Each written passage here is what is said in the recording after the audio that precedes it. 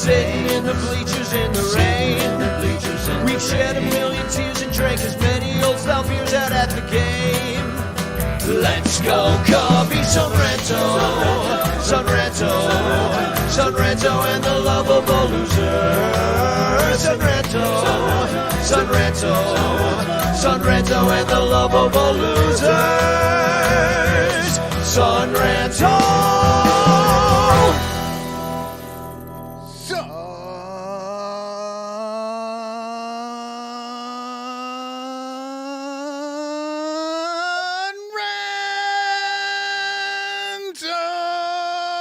Come on, speed it up. Speed it up. I'm watching the game. Hey, quit, you're bothering me. I'm trying to watch playoff baseball here, and you're screaming in my ear. I got Cleveland versus Detroit on, and you're just bugging me with like a bug in my ear. What's going on, Cotton? Look, I'm watching that game too, or I'm following it on my phone at least. Yeah, it's a tight one tonight. It's 4-3 last I looked up. 5-3 now, Cleveland. Okay, so, Cubs legend Zach McKinstry coming through with the Oppo Taco. As everyone expected. I always believed in Zach McKinstry. Always believed in him. That guy just needed it. He just needed a chance. The Cubs never let him play. Yeah. That was his Hashtag chance. Yeah. Speaking of that, hashtag chance in the chat. You go to Frank Chance postcard sent to you by me with a message of love and doom. But hi, welcome to the Son Ranto Show. This is brought to you by Bleacher Bunch Productions on the Fans First Network, like Cup of Cubby Blue, Baseball Rabbit Hole, Cubs PS Plus, and now a few Cubs pods in history are going out through the Bleacher Bunch feed. So that's been awesome. Chris Salato with it. Great episode this past week of a game from 2005? Was that 2005 or 6? I forget. Yeah, I think it was 5. But it was great. It was a great episode though, and thanks for him. But it actually gave me a good idea for one that I'm going to do in the future. Nice. So anyway, join the Bleacher Bunch, be a part of it. Download us, review us, all that stuff. But especially our 110 Patreon supporters, you're the reason we do the show at all or have any money to do cool stuff.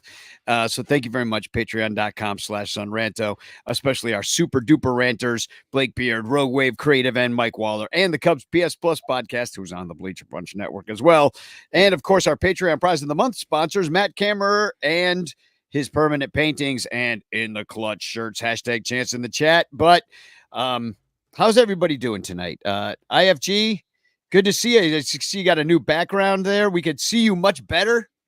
Yay. Yeah, changed it up a little bit. It's a weird day for me. A lot of big feelings due to the hurricane and all that stuff going on. I know we're going to talk about what happened to the old ballpark here in a little bit. But yeah, got it going. I got 2 drinks today. Maybe Double for that fist. reason. Yeah. I got me poured myself a double monkey shoulder. The Monkeys are in the playoffs, so they'll get started on that on Saturday. Maybe go to the Taiwan series. That'll be fun. And then I have from Fort Side Brewing here in the Seattle area. We have Fresh Cut. There's a fresh hopped hazy IPA. Not something I normally go for, but this is a hazy that doesn't taste like pineapple juice you left out in the sun for too long. Does it taste like fresh cut grass? Because that's what I imagine it to taste a like. A lot of the chlorophyll and dog pee. Exactly. The fresh hop stuff can get pretty grassy and a little bit on the dank side, and it's really tasty. I like this one. I love some of those dank ones. I've only actually had one that said it was dank that I was like, oh yeah, that's a little too much for me. I generally really enjoy that because I cut my teeth on those like pine tree IPAs back in the 90s. Yeah. The ones that tasted like they were just like Robitussin and pine cones. Yeah, exactly. Yeah. Well, that's back when beer first got flavor. So it was like, oh my God, what is this? Like, because before it just basically tasted like toe lint. Oh, it's also when it got alcohol in it too, because I was drinking freaking 3-2 beer, all through high school and shit. And then I get to Washington State. I'm in Seattle and I'm out partying, and every fucking night I go out partying, they have to drag me out of there because I'm wasted because I don't realize that the beers I'm drinking are 2 to 3 times stronger, and which means I need to drink 2 or 3 times less beers. I'm just like, well, I can drink 6 to 8 of these, no problem. Is that what happened when we went to Maine with Lyle and you ended up falling down the hill and getting into a fight with some lady over pool? Yes. Well, sort of. No, that was because I had traveled for so long and hadn't eaten, and Lyle did give me a pretty heavy beer. Like it was above 7% to start before I had any food at all that day, and it was rough on me. But Kind of I funny. have. Oh, what's that? Oh no, I was just gonna say this is one of those Seattle IPAs that like puts a novel on the back of the can, so you've got something to do while you're drinking. And the end of it, it's like, hey, here's what what all the flavors are, and you're not heady dankness and the juicy grapefruit, et cetera, et cetera. And then it says, drop the needle, but don't stray far from the turntable. As soon as the cut is over, you'll just want to go back and do it over and over again, an encore in perpetuity, which is not what I would recommend doing if you're drinking something that is 8%. Yeah. Unless you want to end your night with like pancreatitis or something. Right. Waller in the chat said that I was a little bit quieter than you guys. I think I fixed you. Okay, good. Thank you, I was- Dominic. I was got a in little bit your closer. settings there, fixing you. So if we haven't fixed his volume issue, I think we may have, but let us know. Dominic says, "Nice pour, IFG." So I guess Thank you. that Thank is you. that was a hazy pour, and a lot of people are here saying hashtag chants. Steve Schur is here. Joey W, the Wrigleyville bum, is here. Corey Furlong here saying hashtag chants, trying to win that Frank Chance postcard sent to you by me with a message of love and doom. Look, here's 2 of them. One of them's upside down. Update, Anyway. it's officially a 5-game series. That's exciting. Cleveland and Detroit down to the wire. Because who would have thought that I thought maybe Cleveland would be there. They've had a good young team for a while. The Central is total dog crap, so I figured they would still stay in there. But for the Royals to pop through like this, and also for Detroit with kind of an overperforming young team, it's good to see.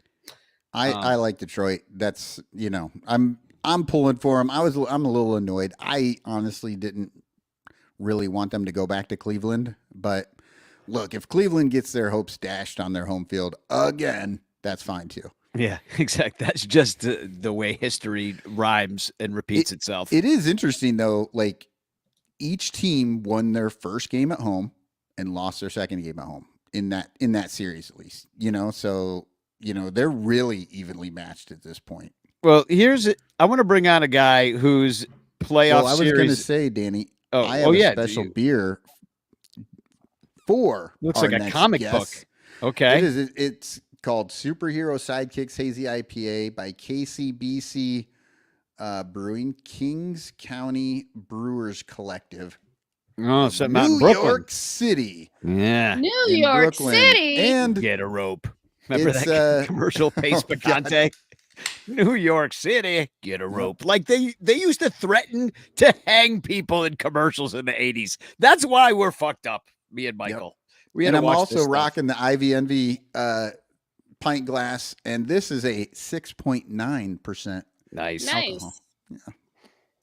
We should have a ranter beer. We should release our own beer, and it's 6.9% alcohol. We have to get it perfect because usually they test it later. They're like, it's 6.9, and then they find out later. But to craft that exact, you have to just burn it off till it hits 6.9.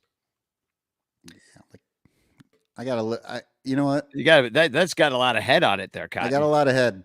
It's a heady beer. I'm okay with that. I blame Ivy Envy. Yep. I blame the Ivy shout Envy. out to the long gone, never forgotten Ivy Envy. Yeah. So, but now not long gone, never forgotten. Uncle Mike should come on the show and talk because he was just here last week, rubbing it in Eric's face that the Mets beat the Brewers, and now the Mets have beat the Phillies. They're the only team not going 5 games. Uncle Mike, congratulations. Hey, thanks. Thank you. Thank you. Thank you. Thank you. You're the second. You're one of the two best teams in the National League according to the tournament. You know Um, what? I'm not going to be bitter about it, and I'm not going to be cocky like those Padres are. At least seem to be. well, they're not even in it yet. Yeah. No, but They got I hope they are. The, And I hate to tell you, Uncle Mike, if it's Padres versus Mets, I will be cheering Padres. no, that's cool because the funny thing about it, Cotton, is that I'm actually cheering Padres in this series. I I'm think everybody is, right? Well, I mean, there's I think a contingency of people that would like to watch Shohei Otani do awesome stuff on as much as possible. I don't know. I think LA and their fans kind of made themselves the heel real Yes. quick in this one. yeah. It seems like And let's be honest, Shohei is playing baseball like it's a video game and trying to rack up every achievement that he can. And he has 10 years to get a ring with the Dodgers. They do not need to do it right now just because they spent $1 billion in deferred money. Absolutely not. yeah. Also, fuck the Dodgers. They broke my grandfather's heart. Well, yeah, and my mom's too when they left Brooklyn because we were Brooklyn people. Exactly. I'm from Staten Island, you know. So, do you think that there's an extra sort of like a what do they say, a craw in your bonnet? Like I know I'm mixing metaphors, but there's something stuck in your craw about the Dodgers specifically. Like, would it be more fun to beat the Dodgers or to beat the Mets? I mean, or to beat the Padres? For me, or Well, sorry, Uncle. Well, I think both of you guys, because you both have like some connection to like this. Well, I think the Dodgers because San Diego they haven't won anything yet ever. exactly. So I think it would be a feather in our cap for us to beat the Dodgers. Just and for that reason alone. That would be a more supercharged Yeah. sort of series. Yeah, that would be uh-oh. Did we just do that? You Well, know? also that New York, LA thing, you have that less with San Diego, which is just kind of a place where people think about maybe retiring to someday. Well, I'll tell you, I have a couple of Met friends back home, and they had me check for tickets already. It's a lot. I look too. Apparently, it's going to start on Sunday. Sunday, Monday, the games are, and the minimum ticket is $275 right now. Well, I was going to suggest this tonight in that we should all join whatever ticket lottery exists for both the Dodgers and the Padres. It's possible that we could get into the ticket lottery and pay face value and send you to the game, Mike. Because Oh, I'll tell you really? this much. Sun Ranto show has at least $100 towards your ticket. And I think you'll get in for cheap, especially if it's in LA. Those people are so spoiled that they don't even show up for the play. They're like, oh, I'll just wait for the World Series. It doesn't matter until like it's the World Series. Like they're because I went to those and Cubs showed out. Cub fans showed out. I don't think I paid more than $100 a ticket. Granted, this is 8 years ago, Right. but And it I think you'll wasn't get in. That's what I'm saying, It, and we're sending you, no doubt, it in would my be mind. yeah, it would be magical. I can't as you guys know, I'm a Brooklyn kid. I've been here for 2 years. This is like a dream, for this to happen. And it hasn't happened. Who knows? I mean, San Diego is, they still have a shot, I guess. Would But you travel down to San Diego and watch you a know game? what? I can probably get a cheaper ticket. Of course, yeah. Maybe. Because the last time I was at the stadium, I don't know if I told you guys this. The last time I was at the stadium with a friend, actually, it was my birthday on last Tuesday, 2 weeks ago. And we actually sat next to four guys who were in San Diego Padres full regalia, you know, and they actually drove up to to see the game. But in talking with those guys, and I didn't know I could take a train too that goes right down to the stadium for it's like an hour and a half. So, yeah, I would definitely go to San yeah, All Diego. right. Well, especially we're if you could sending take you. a We're gonna train. make sure That you go. sounds great. Cool. Yeah. Yeah. I'm into it. Well, I have a question though. If we bought you a Grimace costume, would you wear a Grimace costume to the I would wear something purple. Don't think I would wear that costume though. Uncle Mike doesn't even know what Grimace is. sound- Last week Yo, he called him the we told Grinch. him. You guys gave me homework, so Well, it will. I promise we'll buy you a better one than this one. The condom, the purple condom looking guy. I mean, this is like the guy that comes to your junior high and teaches you about condoms. Yeah, it is. well, apparently this character, and I don't know if it's Michael. You said it That's was like him. yeah, there we go. Now, I guess you guys were saying that this is like a McDonald's thing. I guess. Yeah. So perhaps City Field was doing a Grimace McDonald's promotion back in June, and had Grimace. This is I found out. I did the research. Grimace actually threw out the first pitch for this game, and that was the start of our winning streak. So when that happened, everyone was like, "Oh, Grimace just started popping up everywhere," because he kind of like sparked that run that we did, and turned out to be the best team in baseball since that time. Yeah, the Cubs had a similar thing a number of years ago now, where Cookie Monster came out and sang the seventh inning stretch. And I don't think we went on a winning streak or anything. It was just the best thing that had happened that whole season. Yeah. And I think it was like 2021, wasn't it? Maybe, I don't know. I'm just pulling that out of my ass. But Cookie Monster, I just remember being like the best thing that season. And it's really sad when you have to say things like that. I saw a video of like Grimace getting on the 7 train after the win, and like people are like hugging and dancing with Grimace. It's like the most ridiculous thing out there. And then, but Grimace, correct me if I'm wrong. He's supposed to represent the milkshake. Yes. I think you're right. I But didn't do that much research. Why is he purple? The milkshakes are either. I mean, because they're just a chocolate brown milkshakes, sir. mascot that's shaped like that would look like poop. and if it was white, it would look a little too clannish. You don't want to go. You don't want to go that Do they direction have, either. I don't even think they have vanilla shakes at McDonald's They anymore. had. I know I'm a They do. I'm a They big do? McDonald's guy. And yeah, so they were doing like a special for Grimace's birthday.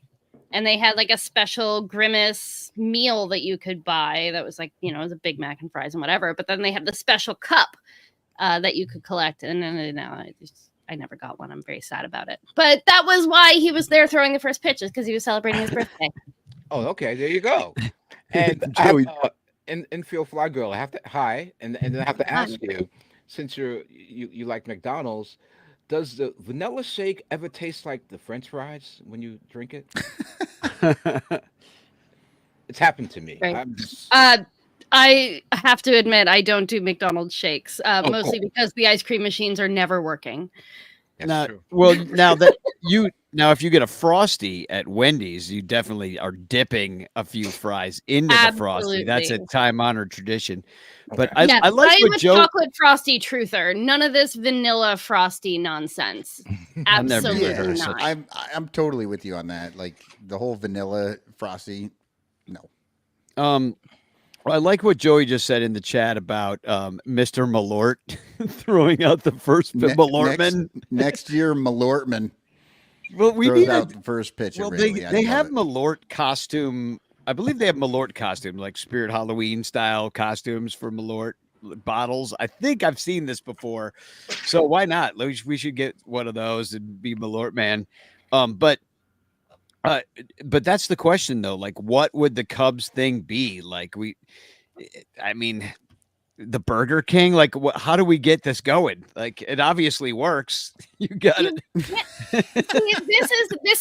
This is what you're doing right now. I'm sorry. I'm going to apologize in advance for what I'm about to say. But what you are doing right now is like Jed Hoyer going, how do we turn one of our random outfielders into a 5-win player? With an Well, 81-year-old everybody else coach. is doing it. What's the secret sauce? I'm telling you, it's an 81-year-old coach that we just hired. Just Hey, in the news. We'll talk about it in Act 2. No. And I'll let you actually tell us all about this coach because you know about him. I was just making fun of it. And you were like, actually, this guy's awesome. But anyway, Mike, I mean, how about those games though? The come from behind Mets. I mean, they don't go 5 games. You know, you've got the Francisco Lindor granny that I was listening to the game in Spanish, and the man screamed so loud that it popped an AirPod out of my ear. It just exploded it right out of my ear like a piece of popcorn. I mean, what have you been? I mean, have you seen the Mets? They've won like 5 playoff series in their whole history. You know, these are big moments for a Mets fan. This was a good one. And I kind of for this show because I know it's my time here is short, but I'm gonna die on the show. um, My time here is short. that 6th inning in that game that we won 4-1, it all started with Jeff Hoffman. If it wasn't for Jeff Hoffman, we probably wouldn't have we wouldn't be where we were. And if you go back to game 1, our rally, guess who it started with? It started with Jeff Hoffman. So if I could just really quickly give you the rundown here. I don't even know who Jeff Hoffman is. Jeff Hoffman. No, hold up. Okay, that's the other thing. He's Trevor Hoffman's illegitimate love child. And Jeff Hoffman was actually in the All-Star game, believe it or not. He was one of the 7 Phillies that went to the All-Star game, and there were no Mets in the All-Star game. Oh, Jeff Hoffman is a Philly. Okay. Yeah, but Jeff Hoffman. You're saying I thought some guy in the Mets named Jeff Hoffman. I'm like, no, Jeff Hoffman was the pitcher. Okay. Yeah, no, he's a pitcher for the Phillies. And this is what he did for us. This is a beautiful thing. Okay. Jeff Hoffman, and that's the other thing too. I gotta give my Mets credit. They were bullpen killers in the series, and the Phillies were supposed to have a really good bullpen. And for some reason, we were just on it. I mean, as soon as the starters were relieved from their duties, somewhere around the 5th, and in this case, the 6th inning, Jeff Hoffman comes into the game, right? JD Martinez comes up, he singles to center right away. Okay. Next pitch was a wild pitch. So he throws a wild pitch. Then the next pitch, he hits Sterling Marte. Okay, this is how Jeff Hoffman starts off the game when he walks in. The next 2 pitches, Marte throws a wild pitch again. Now that brings Martinez all the way around to 3rd on that. Then he walks Taylor. So Jeff Hoffman is our guy. We had him. We had his number in the series. Alvarez then grounds out to shortstop. They do a fielder's choice. It's the bases loaded now. Grounds out to shortstop. They do a fielder's choice. They get the man. They get the man at home plate. And then a beautiful thing happens. Estevez comes in the game, and as you all know, Lindor hits the home run, and the rest is history. But the interesting thing about Jeff Hoffman was, if you go back to game 1 when we broke it open, he was a pitcher that came in and pretty much did the same thing. We had our way with him, you know. So thank you, Jeff Hoffman. Just have his number. Yeah, thank you, Jeff Hoffman. We're moving on, and you guys are not. Well, he's probably going to be in the Cubs pen next year after the Phillies get rid of him. I guarantee that's the kind of guy we'll pick up. They're like, he just had a couple bad innings in the DS. Hoyer's going to give him 2 years and pay him to not be on the team for 26. But I mean, the Phillies bullpen, yeah, they pretty much self-destructed. And Ranger Suarez, you guys loaded the bases a couple times, like early in that game too. Had Suarez against the ropes, and then didn't get anything out of it either. I was like, oh man, this is killing me. But then you broke it open in that moment, and it was just like it feels to me like the Mets are that team of destiny. It just feels that way to me. We got a little in the National League, anyway. Yeah, there's a little mojo happening, you know, and I don't. We play really good on the road. So I mean, wherever we go, whether it's San Diego, obviously we got to fly across the country. But if we play in Dodger Stadium or we play in San Diego, I feel confident we're going to be okay. You know. So the Mets are basically they're I mean they're kind of on this run like the Diamondbacks were last year, right? And it makes me wonder how many times is Major League Baseball going to let this happen before they institute yet another wild card game or something? Because the whole reason they did the one game play in was because they were frustrated that like the Marlins won the World Series and like all these wild card teams were just coming in hot and rolling through, you know? So I wonder like how many teams are going to have the success that the Mets have right now and the Diamondbacks had last year before they start to monkey with the tournament again. Yeah, I mean that's an interesting point because think about it. Philly did it. Philly has done it twice, Yeah, where they made the World Series as a wild card. 4 years ago, right? Yeah, they beat you They guys beat at the last Atlanta. game They of beat the. Atlanta twice, right? If I'm not mistaken, right? So they've done it twice. There's someone else has done it. San Diego did it a while back. I think maybe 2006. Wild card teams have done quite well. Yeah, wild Like card the teams have come in and really that whole and not only that, but it's been like the team that's been leading the division for the whole year, gets bounced. Like in Atlanta's case, both years they were leading the division, and the Phillies came in and knocked them out. And the same thing happened to San Diego Dodgers back in the day, which is you talk to Dodger fans here in LA, and they still remember that shit. That's why it's this series is fire. I mean, it's vital. I mean, there's a reason why you can't tailgate at Chavez Ravine. There's like oh, I know they're serious about it too. They got happening. cops on bikes coming around arresting people. I mean, but let's look at the playoff picture really quick right now. I mean, the Brewers got bounced, and the Mets did it. The Braves got bounced, and they didn't win a game. Now they really stumbled into the end of that season anyway. They had the doubleheader with you guys, and they basically made it by winning that final game, and then.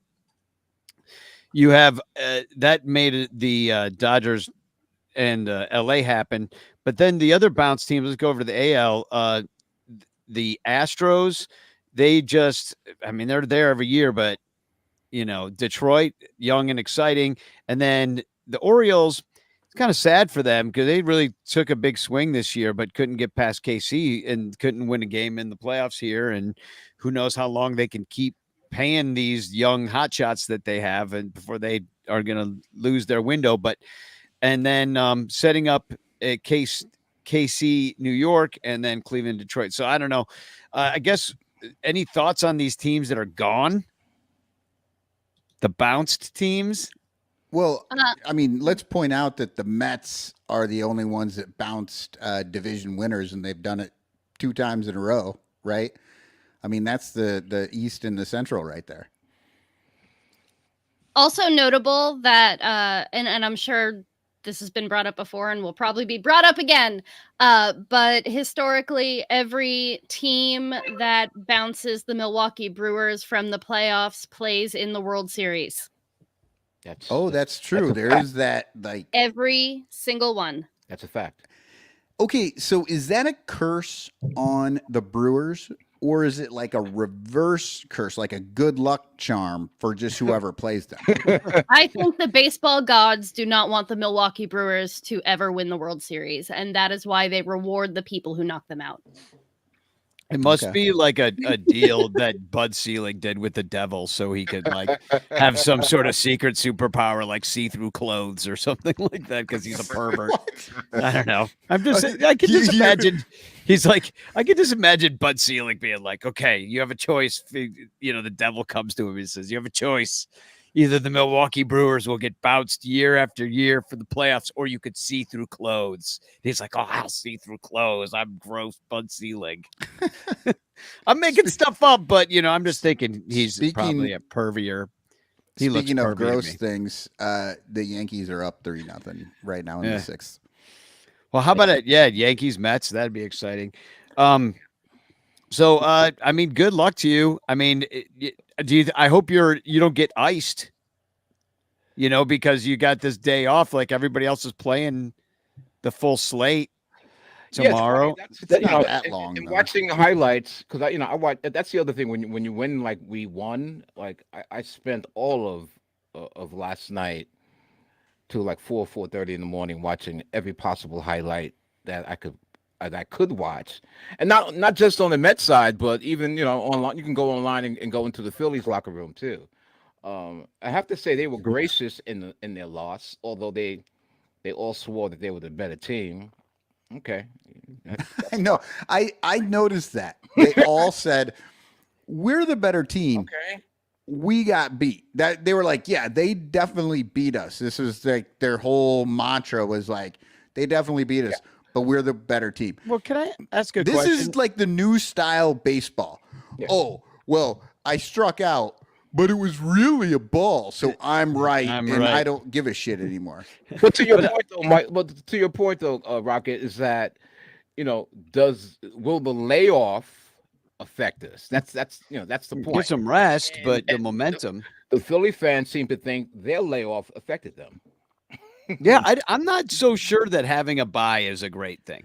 Yeah. Their May- layoff was longer, though. I mean, the Mets are going to get what, 1 day, maybe 2. True. Yeah, it's like, but still, Sunday. like these are people, creatures of habit who play every You gotta day. fly They get, too. You got to fly all the way across the and country. baseball's so mental too that you Yeah, but get I think tight it's different. mentally. It's a little different 1, maybe 2 days versus the entire week. Like getting a week off is like it seems like it would be better, but I don't know. I feel like a 2-day break is not as big a deal. But I have a I also question. don't play baseball, so I don't know if they run it this way in any other country.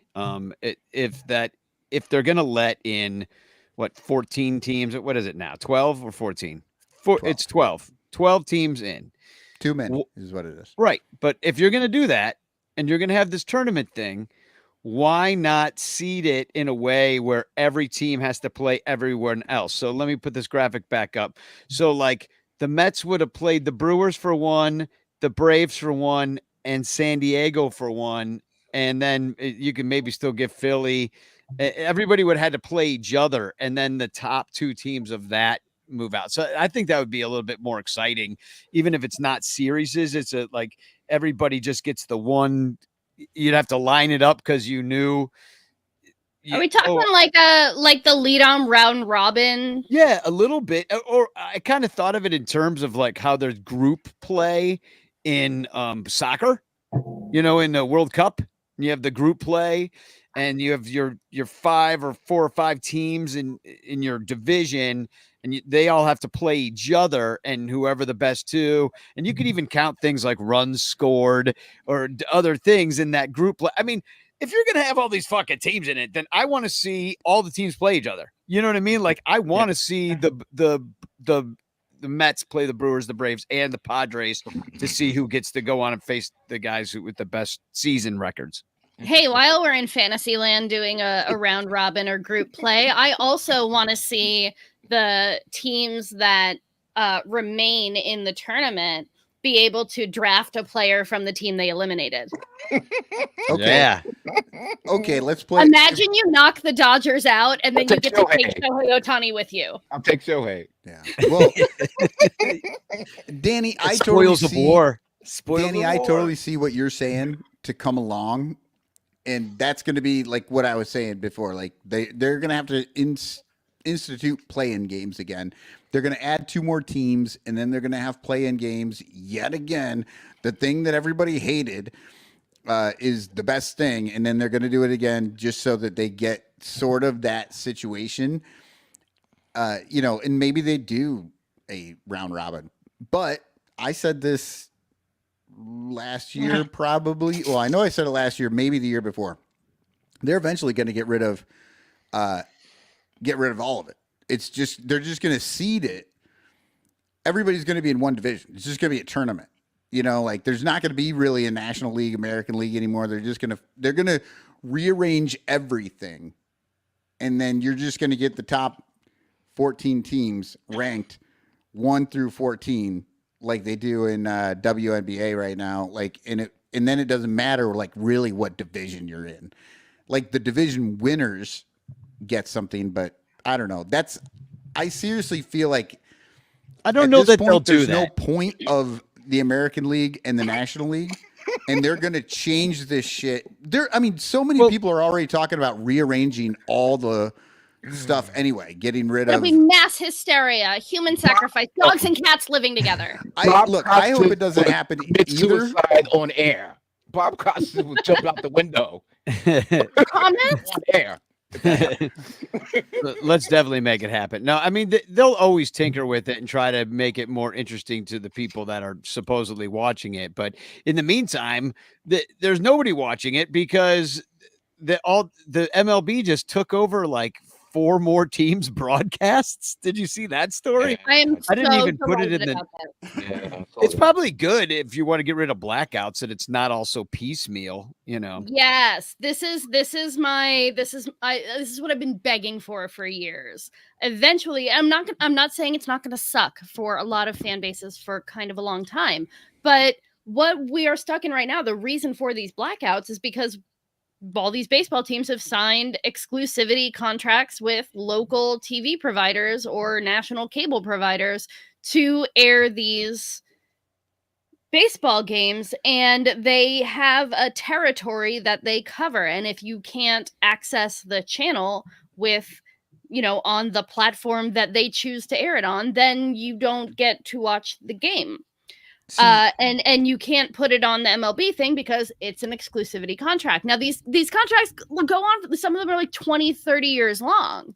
So now that some of them are finally coming up, and it's not as lucrative for these networks to air baseball games as it used to be because people just aren't going to go and buy a $200 a month cable contract just to watch a baseball game when they can stream it illegally online.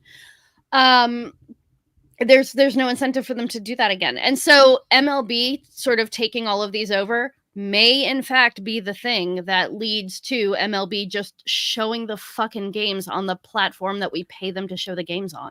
Here's my only concern there. The NFL does this, right? The NFL runs their contracts. The individual teams do not. The league does.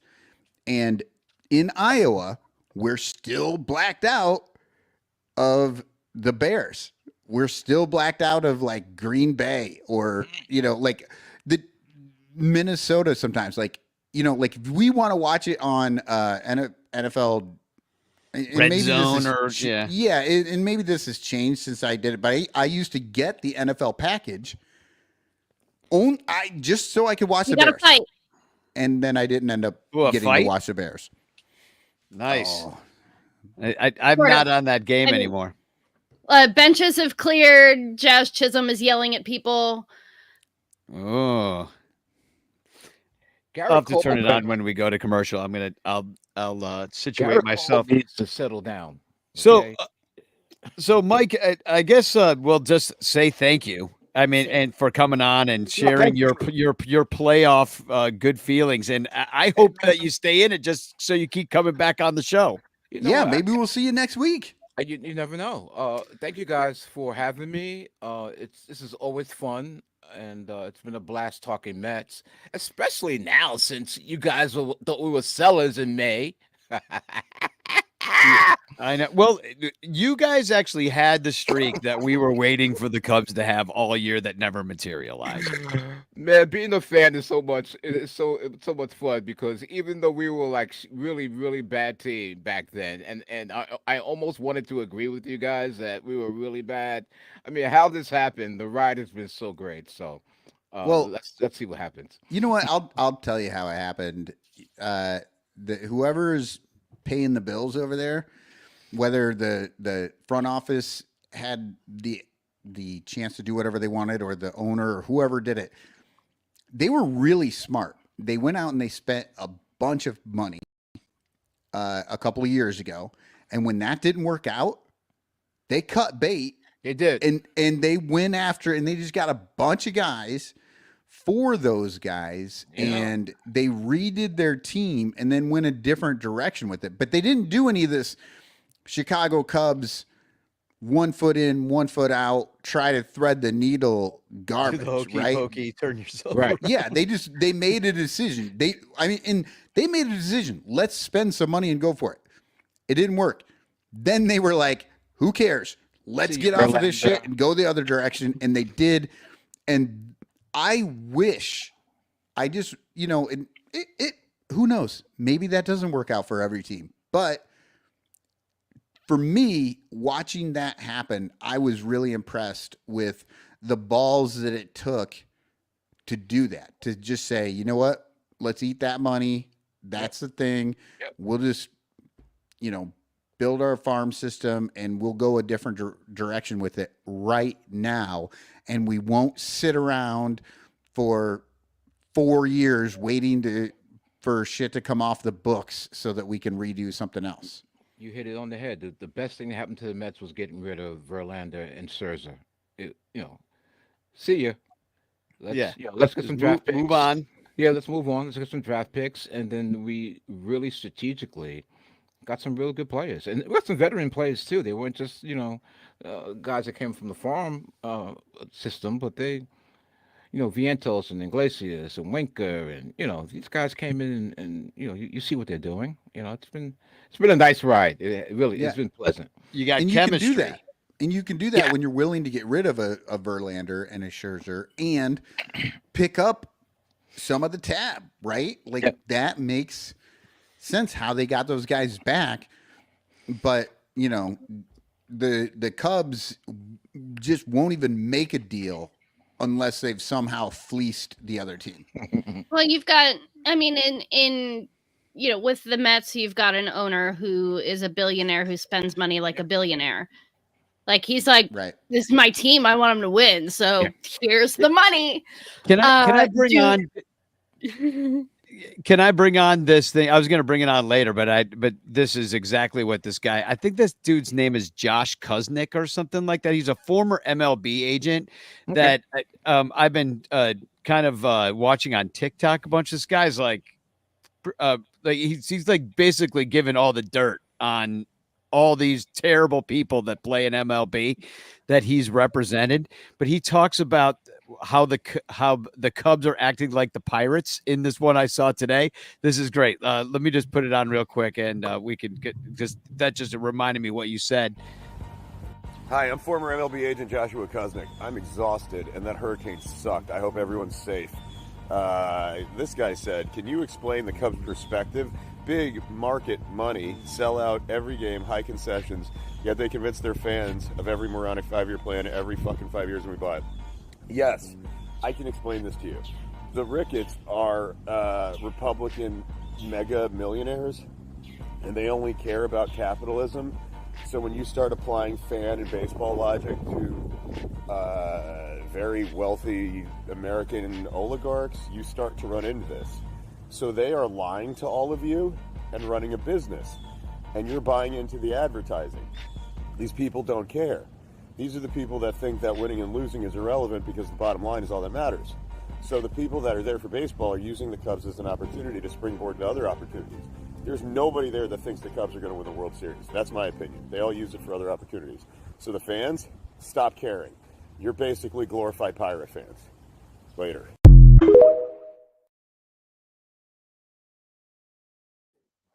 That's the new obvious shirt. Glorified pirate fan. So, IFG, you said in the chat, like, this guy's you don't like this dude, and I admit he's an asshole to a lot of people, but he also is pretty. I mean, he's got a great presence. Something blind squirrels, broken clocks, etc. What I took from that is it's always nice when people who are on the inside and they know things and are doing this say stuff that we have been saying for years. I literally have heard zero other sports anything talk oligarchs except for Danny Rocket and this dude. When he said oligarchs, I'm like, fucking Danny says oligarchs all the time about these assholes. It's in our Patreon. It's in our Patreon commercial. Yeah, Oligarch Ricketts family. baseball oligarchs. Isn't that Base what you? oligarch. Yeah, Yeah. the baseball oligarchs. Well, they'll be having to buy a new. Well, actually, they'll make the city of Tampa probably pay for it. FEMA will probably be responsible for putting a new roof on the Rays stadium because disaster struck last night. I we actually gotta found talk I about actually this. found a photo. Check this one out. Oh yeah, God. What the because hell? they're gonna take that insurance money and they're gonna pocket it. I almost said they're gonna take the insurance money and build their new stadium, and then I remembered, oh no, this is sports. They're gonna take that insurance money and pocket it, and the taxpayers are still gonna build a new stadium, and they're just gonna play next year with an open roof. So we have This from '98. yeah, this is the actual opening day inaugural season advertisement for Tropicana Field with the Tampa Bay Devil Rays. And yeah, if you are listening to the pod, it is a very 1998 hand painted sort of ad showing Tropicana Field with the orange roof. And the roof is open as though one were peeling the orange away. Yeah, it's ripped. And showing the ballpark underneath. This is actually a photo from 1998 when the ballpark opened as a ballpark. It was used for hockey games before it was a baseball stadium. But as circus big top. it is. Then, It totally is a big top. I think that's why, like, part of me kind of liked it. I always liked the circus. But also, I grew up in the area and I went to a lot of baseball games here. A couple of years or a few years after this, they painted the fiberglass roof on the inside to sort of gray it down a little bit because there was always a really big problem with them losing balls up against the backdrop of that ceiling. But How did they never think to make that ceiling orange? Right? Like, why wouldn't they have just made it orange? You wouldn't lose the balls in there. It's Tropicana Field. It also looks like a giant sun if it's orange. My immediate thought is that it wouldn't let in as much natural light. Yeah. So like day games would look a lot different. Yeah, that makes sense. It always it never looks like it's. There's nothing natural about the light in that place anyway. Like every time I watch a game that's at Tropicana, it always feels like I don't know, like when you get that apartment and they don't have overhead lights, so you have to put the one lamp on the floor in the like corner. I mean, that's, looking at this photo here, that is quite a lot of natural light coming through that fiberglass. Like, Yeah, it is. But it doesn't come through in the TV broadcast because now there's ceiling. there's a lot more natural light coming through at the ballpark right now. Oh my God. That's crazy. I mean, now nobody was hurt, I think. No, nobody was hurt. It was being used as a staging area for response, for emergency response. So first responders, things like that. If you were able to zoom in onto the field, you'd see there's like 10,000 cots there. So, as people after a hurricane, especially one that has a lot of destruction, you usually have people from several states or like all across the country, sometimes from other countries, coming into the area to help with, chopping down trees and clearing debris. And it's the most people they get in there that at any one day throughout the year is when they have a clean it up. When they have a hurricane and 10,000 people come to just like hide out until they can go home. So it was being used, as a place for those response vehicles to sleep, or those responder people, the helpers, all the helpers that would be coming in to help out people in the Tampa St. Pete area who are trying to recover from this storm. And I have heard people say, well, if they knew that could happen, if they knew it was just a fiberglass roof, like, why is that your staging area? And this stadium and that roof was built to withstand 115 mile per hour sustained winds. I always love when people ask questions like this. It's been there since 1998. Right. They act like there's never been a hurricane that this stadium hasn't made it through no problem. And they're like, well, why did you go to this stadium? Well, it made it through every other one. Well, that's an interesting thing to bring up. Again, I grew up in the Tampa area. I was born in New York City. You know that, Uncle Mike. I'm from Staten Island, but I grew up like a lot of people. Moved from New York to Florida, and I grew up in the Tampa area. And Tampa, the last time Tampa Bay had a direct hit from a hurricane was 1946, and before that was rare, like yeah. 1921, and before that was 1881, and before that we didn't like count or like. You know, so there's only been like 3 direct hits from hurricanes into the Tampa Bay area in all of like known history. And it's very normal in Tampa to be like, oh, well, you know, it's just going to like bounce off the coast and go somewhere else. Or like the hurricane that you experience is the dead end of the hurricane after it's crossed over from Orlando or something like that. To have Tropicana Field hit with 120 mile an hour sustained winds over an entire night, unheard of, never happened before. And it's not a thing that like most of Tampa expects would ever happen because it's never happened before. Yeah.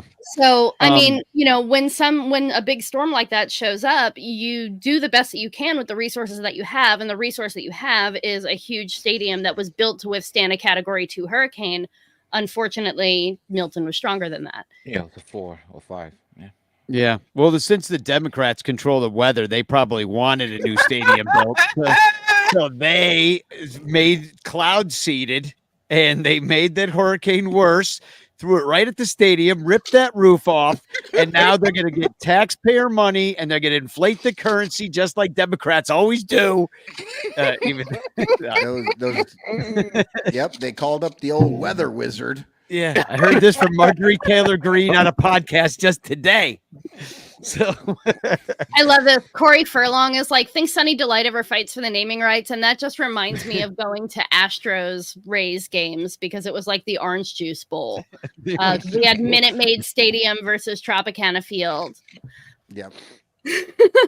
Yeah, I'm more of a Crasdale. So, well, Uncle Mike, I always dug Sunny D. It's not actually orange juice. It's not juice, yeah. It's not. It's like Yoo-hoo. It's like the Yoo-hoo of orange juices. That's exactly what it is. You're totally right. The Yoo-hoo of orange juice. That's what Sunny D is. So, Uncle Mike, I know you said in the chat you got to go, so we'll let you go. And before we do our Who's That Cubby, but good luck, and hopefully we'll have you on next week. Because we're talking more Mets doing good things. That would be against excellent. The Dodgers or Padres. I would love to come back. And just before I leave, prayers going out to everyone affected by Milton down in whether it's Tampa Bay or all parts north and south of Florida. We're thinking about you guys, so be safe, and I hope everything works out. And hopefully I see you guys soon. Yeah. Let's go, Mets. We're sending you to a game. Man, we're definitely sending him to a game. Yeah, we have to. Be awesome. Yeah, I mean, I think it'll come down in price. I mean, maybe $200 it would cost to get a decent seat, but I guarantee we'll get him somewhere that he won't get beat up. I do hope it goes to San Diego just so that he can go and actually enjoy himself and not like have his head on a swivel and be like worried about. It is true. The crazy violence. Assholes, right? Like you could go down to San Diego and have a good time. Yeah. Yeah. Those fans are a little bit more chill. So even more of a reason to be cheering for the dads. But I think we're going to a break right now, Danny. Is that right? Yeah. But don't we have to do the Who's That Cubby? We absolutely do. That's what I was getting to. Who's that? Cubby. All right. We got the baseball card. Oh, this is a good, I really like this card. It's got, for the podcast listeners, it's got the Cubs logo up in the upper left-hand corner. And then the 87. border is like wood. And this is a Topps card. Is this a reissue though? No, this is original. So this is 1987. Yeah, there's no heritage word mark on there. Danny rocking the year right off the bat. Well, this is my heyday. This is when I know all the cards from 81 to 89. I know it. See, This and is I thought prime- about telling you, but you knew it. This is prime junk wax era. They printed so goddamn many of these cards that you could still gather up enough of them to form into bricks to make a 2-scale model of Wrigley Field out of them. Yeah. And then Okay, throw it well- in the garbage on Ron Santo's birthday. And nothing of value would have been lost. Exactly. Okay, well, if you think you know who this cubby is, put it in the chat. When we come back, we will then show you who it is, but not the name, and you'll have another chance. And then we'll give you the full Monty. Oh yeah. Ooh, I don't want the full Monty. Jesus. You give me like Oh, a it's gonna- partial Monty, that would be totally sufficient. The In guy the is holding meantime, his wood. in the meantime, if you haven't yet, subscribe to us on Patreon at patreon.com/sunranto and be a part of it all. All over Chicagoland, there are thirsty, frazzled, overworked Cubs podcasters who are struggling to survive one more baseball season in the dog-eat-dog world of unpaid content creation. But it doesn't have to be this way. You can make a difference. Become a super ranter at patreon.com/sunranto, where your support ensures that poor, sad, pathetic, ugly, loser Cubs podcasters can pay for tickets and beer, and in turn line the pockets of the baseball oligarch Ricketts family. Just $1 a month can buy a scorecard. $5 a month can pay for guitar strings to write a Cubs song. And $10 a month almost buys one beer at Wrigley Field. Cubs content creators are the lowest pieces of pond scum garbage that slither over the face of this planet. But super ranters help them get drunk and screw off at baseball games. What do you get out of it? The Sun Ranto Show delivered to your podcatcher without stupid advertisements like the one you're seeing and hearing right now. Plus, at other Super Ranter levels, you can get Cubs music, access to private Sun Ranto pages, the Ranter calendar, and special thanks and Ranter recognition in our live broadcasts. Plus, eligibility for monthly prizes.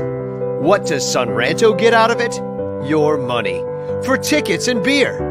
Go to patreon.com/sunranto. That's patreon.com/sunranto. And become a super ranter today.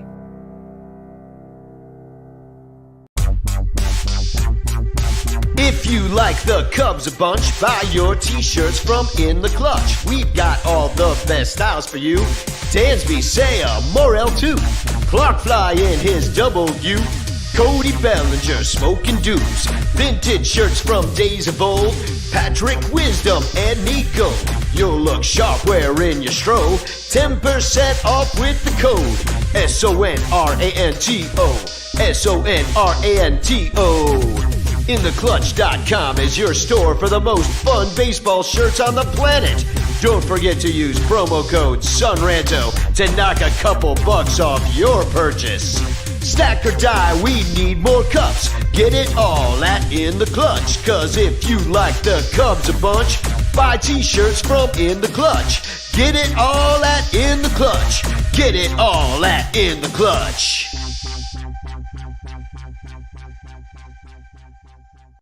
Do you ever find yourself longing for long walks and talks about catcher metrics? How about a coffee over run differential? Maybe a candlelit dinner dissecting what exactly is the curious case of Miles Mastrobuoni? If you have, I have just the place for you, the Cubs PS Plus podcast. Come join us. Cubs PS Plus, a Northside numbers game, can be found wherever it is you get your podcasts, and on Twitter, Instagram, TikTok, and YouTube, all at Cubs PS Plus, a spin on the baseball metric OPS Plus. Are you ready? I'm ready. Here we go. All right. Well, you know what? A lot of people actually, well, not a lot of people, but a few people got this correct. IFG had it right. Mike Waller, I think, was the first one in the chat that had it right. R.D. Boucher, Mr. Fourth Row, has it right. But just for Mike Waller didn't have it totally right. He said Terry Franconia. Well, he fixed it. He did. But Yeah, I he did fix love it. Look, you go here, and then boom. Terry Francona, new manager for the Cincinnati Reds. And I do have to say, I listened to the new Nasty Boys this week, and Billy DeVore is over the moon. He is so excited. But He's young. He's I still ha- hopeful. but I have to bring this up because during his show, he said something to the effect of, they went out and got Terry Francona, so of course they're gonna spend money. Do you remember him that's saying so that? adorable. He said the same thing to us. And then they were like, well, they did spend, but they did not. But it was so funny when he was saying that. I was like, oh my God, this is like deja vu. Oh my But, God. Before you said that, I thought he was just like also missing watching Terry Francona like neurotically chew on sunflower seeds like he was a jonesing cigarette smoker. Yeah, and but- he had some health problems, and he stepped down. So I assume he's Yep. well enough to manage to He come took, back. yeah, he took a year off and just It took a year off of just eating He's- salty sunflower seeds by the handful. low, Probably low did salt. wonders for his cardiac health. he He went to switched- rehab. They're like, they finding spit cups under his bed. They're like, you've been chewing, haven't you? Yeah. They had to wean him off with some big league chew. He just had a mouthful of it. But now that we're past the whole New York section of this, and we got Terry Francona, who was the Cleveland manager that the Cubs beat, and he's the Reds manager, and the Cubs are going to beat him. I got Grid. This is an American pale ale from Chicago, Illinois. Nice. The Hop Butcher of the World is the name of the brewery. The Hop Butcher of the World. And, Wasn't Chicago the butcher of the world? For Yeah, a while, they're known the- as that? Yeah. they were the pig butcher of the world, I think. The pork butcher of the world, and that's why they're called the Hop Butcher of the world. And so I like really it. like that. I don't know if this is going to be any good. It's an American pale ale, so it is like lighter than the other ones, but Well, don't drink too much if you're going to do your Socktober challenge tomorrow. You've been Socktobering? I have been Socktobering. I'm actually on pace. I'm actually just a little bit ahead of pace to hit 100 miles for the month. I'm trying to like walk or run 100 miles this month. Johnny Onomatopoeia is running the New York Marathon. And he said he couldn't even Wow. make it 3 miles just in the spring. And now he did 20. Wow. So That's amazing. So it just shows that if you start Socktobering, what can happen. Well, I'm going to quit once I get my socks. And I did go to, I went to my spot. I talked to the guy. I have a guy now that does socks, and he's going to get this all done for us. So pretty excited. And unfortunately, I think there's only like 5 people really doing it. But guess what? There's going to be 5 people out there with awesome socks. And then maybe everybody else that just has to pay for their socks. Has to buy them. Yeah, exactly. So, but it's a great thing. And all you got to do, right, is tweet at Ranto Show Socktober. See, Corey Furlong says, what is Socktober? Cotton have a foot fetish? Well, yeah, it's part of my Anthony Rizzo love. Me and Anthony, we have a Riz text toes. thread, and it's nothing but socks. So, well, all you got to do is do any sort of physical activity to try to make yourself a little healthier. And then you tweet at Ranto Show what you did and with Socktober, and you do it for 31 days. And then you get socks. It's a very simple concept here. People are like, well, what's the catch? There's no catch. Just do stuff. Say Socktober at the tweeter. You get socks. Do an exercise or something that's healthy. Do it for you. Take a little time out of your day to do something to improve yourself and post about it. And if you do it every day, you get socks. And you can start late. It's totally fine.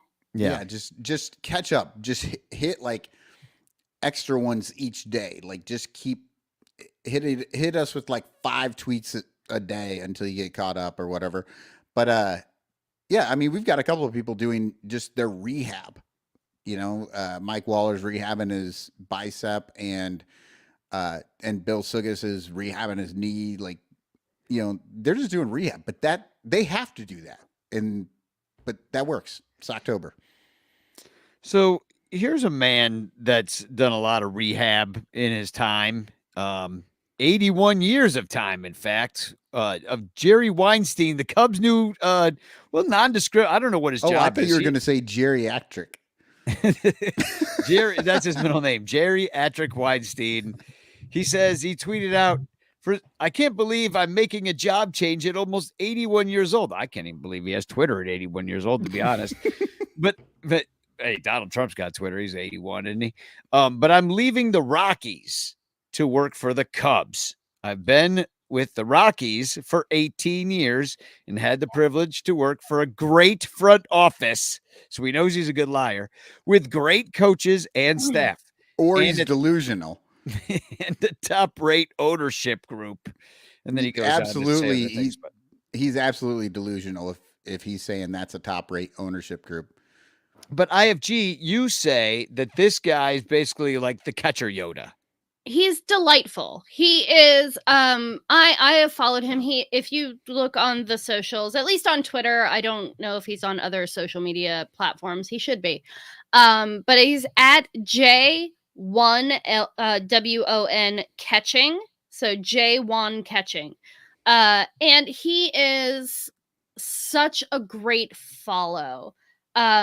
Because as he's watching baseball games, he's going to take little clips of them, or even sometimes just like screenshots or whatever, and then talk about what the players are doing there and what the thought process is behind what the players are doing there and why doing this thing might be a better choice than doing something else, or why doing something else might be a better choice than what they're doing. And he's basing all of that in like math and stuff. So like, as much as he is a coach and a manager, he's worked for the Hartford Yard Goats, which is a Rockies, I think a double A affiliate or something like that. Single, but it doesn't matter. Yeah, he was their manager. He was coach of the year. I saw he's coach of the year. He's been involved. He has been involved in the Team USA national team. He's been involved in, I believe, in Team Israel as well. He is of Jewish descent, or he is a Jewish person. And so I believe he's been involved with Team Israel. He's super involved in the international baseball as well. But as much as all of that, he is a baseball educator, and he is. He might be older, but there are so many younger coaches that are so much further behind the times than this guy. And I enjoy following him because I learn a lot from him. So when I heard that the Cubs had signed him for what is as of yet an unspecified position, I'm not sure what his position is going to be in the organization. I'm just kind of glad we got him because I like that guy. Catcher Yoda. That's what he's got to be. He's coming in to be catcher Yoda. Miguel Amaya becomes an all-star this year because of catcher I'm here Yoda. For that. I think we should all go and buy his book about catchers. Yeah. I mean, we should read it in the off season. I think that would be wonderful. And I absolutely do hope called it happens. It's called the Complete Handbook of Coaching Catchers. He's got it on his website.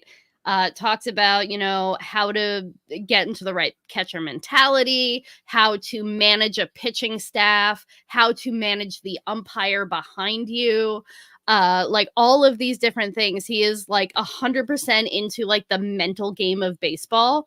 I love it so much. So all of the things that they're going to get rid of with robo-umps, that's what he's good at. I'm look. No, not even that. I mean, yes, he's gonna have to write a new book. Oh, yes, he will. He's gonna shut up and catch the ball. That's the new book. a good part of what robo umps are going to do is going to be taking away the stuff where he preaches about how to steal strikes and why being able and how why being able to like do that. All the cool things about being a catcher. That is one thing, but that's not the only thing about being a catcher. A lot of it is the best being part. able to manage is how to keep a pitcher calm and centered and focused on what he's doing. How to where to stand. He was talking about, what was it? Hold on, maybe I even screenshotted it. Let me see if I can pull it. But he was talking last night or the night before about, here it is. Let me pull this up real And fast. and while I'm making fun of some of this Yeah. stuff, look, I'm just having fun with it. The main thing, the only thing that really threw a red flag for me, 18 years with the Rockies. I don't give a fuck. They're terrible. The Rockies are terrible. They've been terrible. They're just so abnormally bad. And when my team is poaching people from the Bad Rockies, team, yeah. it makes me think, oh my God, this is how bad our coaching staff is, that we have to go after Rockies coaches, because this is, and he may be 100% qualified. He may be the best ever, but He's been, his for the record, organization that he's been with for 18 years is complete and total garbage. in the minor league system. He has been in the minor league system the entire time. He was You're with right, the because Rockies, the minor he was with leaguers the come up and Rockies play well themselves. in Denver. He was with the Rockies themselves in like 2012, and then in 2013 they're like, you know what, we need to take him down so that he can educate the young ones. And I like that. I wonder what his position's going to be, but what were you going to I'm very bring up? interested. Again, this is about, the things where he's going to be watching a baseball game and just decide to teach us stuff. And he's got his own little thing, his own little phrase as how to win awareness, HWA, which is just like doing smart stuff. And so this is with the Dodgers and Padres game the other day. And he says, how to win awareness play by Manny Machado. On this potential 3-6 force play, Manny runs into Rojas's glove and takes Freeman's throwing lane away. Totally illegal until the rules committee changes the rule. Runner establishes his own running lane and is only out when he deviates 3 or more feet out of that line when the defense is attempting to tag him out. This is especially good on contact plays going from third base to home, on balls hit down the third base line or deep in the 6 hole. I love everything about this tweet thread. Yeah, I totally agree with you. I love all of that too. This dude sounds like the kind of guy with the mentality that I would like to see. Yeah, it sounds like But Ken Ravizza in a way, except with That's like totally more not base. where this game is going. Well, Like I don't know said, about until that. they change the rule. I mean, he Manny knows. Here's the He's thing. throwing So- shade at the fucking Yeah. bullshit rule that they changed this year, that you can't even, like, apparently you can't stand within 3 feet of the base if the guy acts like he can't get to the base. Like, it's fucking stupid. Oh, like I don't the know. obstruction. But what I do like is Yeah, the he is a really obstruction good. I always say that baseball is both science and religion, right? And he's a really good combination of those things, where it's like, okay, so the analytics say X, Y, and Z, and over the course of a 162 game season, doing this one thing may lead you to one more win or one more run. But why not do it if it's more? And It's playing winning baseball. Exactly. And so a lot of it isn't just, oh, well, the statistics say that if you try harder, you're going to be a 5-win player. No, he's like, here are the very specific things that you can do to make yourself more successful in different situations. Look, until that rule is changed, doing what Manny did is a smart move. I don't care if it pisses people off. right. I don't care if the writers are going to have a field day about it. It's legal. Do it. Yeah, and does that even show up in WAR? Maybe a Doesn't. little bit because he made it to the base and wasn't out, but See, to but take that's away the that thing. running lane is what made him safe. I absolutely do love that thought process. Or And the throwing same lane. thing with the catchers, like you're saying, stealing strikes, making things look the way that you're supposed to do it. I love all of that. So I probably will love this guy, but as he said, he's throwing shade out there until they change the rule, because they're going to fucking, and then he'll maybe they're figure out a gonna new make way. this goddamn game into this milquetoast bullshit that is just going to be played on paper. Well, here's why Weinstein got hired, because of this tweet that he sent out, which was the value of a quote unquote contact play forces the defense to play quick catch. Also quoted, the faster you force them to play, the more mistakes they make. And so Jed Hoyer was like, hired. This guy I loves love the it. contact. Because when we were arguing about the contact play earlier in the season, where Cotton was like, "Ah, the contact play, it pisses me off." I'm like, no, see, it forces the defense not to fuck up. But I'm still this. I right. love The this Cubs so got their much. asses handed to them all year on that They were fucking down play. at it, but the Oh my God. process Oh, is well then I correct. guess you throw that out, right? The, Fucking throw it out. the Throw best- out the reality of the situation. Willie at third base. The- Who the doesn't best- know how to make a decision. Yeah, yeah, he doesn't. He just whatever Waverman Willie does, it's going to be the wrong decision. I'll tell you that much. But do you remember when John Baker, when I texted him and I was like, Oh, I was like, do I why remember? I've got it fucking crocheted into a pillow, Danny. you got it tattooed on your pillow? I sleep on it every night.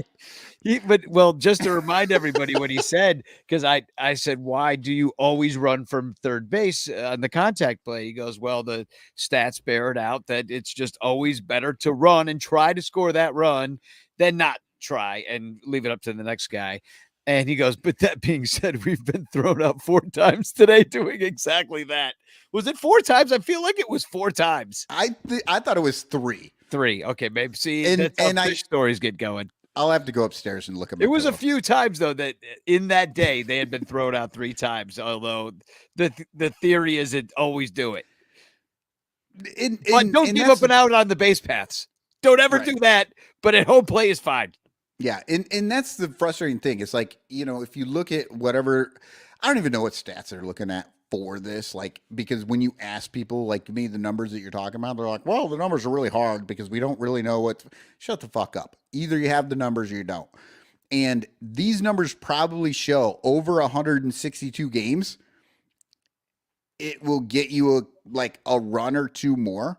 But the last time you stretched 1 or 2 runs out over 162 games, let me explain how that changed the score. It didn't. 1 game, maybe 2 games, it changed the score. That's it. It's not How many? baseball is a game that is played each and every single day, and each one is a fucking small sample size. And when you make these broad generalizations, you're screwing up. It's just not how it works. Hey, Cotton, how many 1-run games did the Cubs lose last year? All of them, because if they would have stayed Because at they third couldn't base, fucking score when they ran home. What are you talking about? Jesus, you just walked right into that. They fucking ran home on all these stupid plays. They won 1 game that way. 1 game, and it was in San Diego. They had 1 game where that fucking thing won the game for them, and outside of that, they just got their asses thrown out because the situation. So that's does 1 not- game that they won that they wouldn't have won otherwise. But they lost all the other ones. What the fuck are you missing? I They think lost And all the how- other ones. All of those attempts led to a win. well, exactly. You know what? So- if that's your logic, That's no. I well, can't literally, argue with you you have- because we don't even live in the same fucking reality. I personally don't think that they have the numbers to even decide whether it would be good or not, because if you have to take what the guy behind would have to do. Exactly. You would have to take into account at all times how many outs there are. You would Yep. have to take into account at all times, which I think is kind of what Cotton is saying in a way, who is running? Who is the person running? Yes. Who's Now, the guy playing yes, third? Who's this the guy is much playing more short? likely- Who's This is much more likely to win if it's much more likely to work if you have freaking, I don't know, who's fast these days. Well, I don't know what PCA Terrence got Moore PCA. on third base is going to be way more likely than like Jesse Winker to get across home plate. Or Ty Giancarlo France, Stanton, or according to Giancarlo Bob Stanton, or Costas. Anthony Rizzo, like who couldn't run if he was being pushed by a hurricane. But But if you got a rookie shortstop out there, maybe in his second game, and you're letting the balls hit to him, then maybe Anthony Rizzo scores because he's like, "Oh my God, he's running!" and he throws the ball away. But And the then it but the works. other thing is where they're playing them. Like the Cubs were ridiculous with this. Those guys were playing up on the grass. They knew they were going to run. Well, I and they think were every still team's 7-7. doing it. That's the thing. Right. I don't think we're the only ones that are doing this. I think this is league wide. This is monkey see, monkey do, And and you need to be capable of making those decisions in game and having all that information in your head and deciding in the moment what is a good choice and what is a bad choice. And that is the main reason why I like the fact that we have Jerry Weinstein, because he is going to be way better capable of making those positive decisions and those situational decisions than somebody who hasn't been autistic enough to do all that math. it feels mental skill. It feels like a move in the right direction in the mental skillsy way. Yeah. In the way that John Baker was a part of the team and was able to get these guys thinking out there, because these are jocks. Right.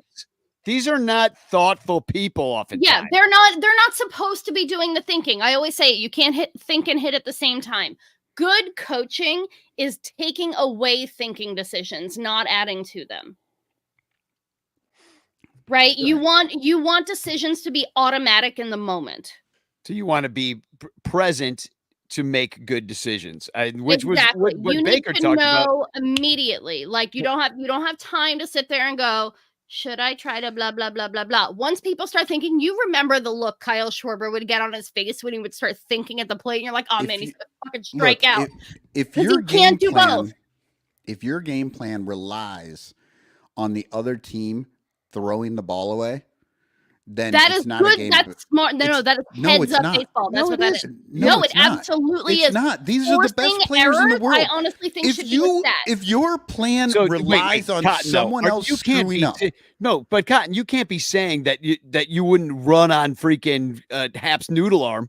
You can't be saying that if you know that freaking Miles Mastroboni is like I'm not talking up about from the minor leagues at third base, and like you're not going to run on him. Like you can't be telling me that you would never do that. I think there are absolutely situations. I'm where not you saying do. never, but I'm also not saying always. And that was the issue. The Cubs were always doing it. And Right. it was That's why terrible. situational decision making. Yeah, that's why this guy will be good.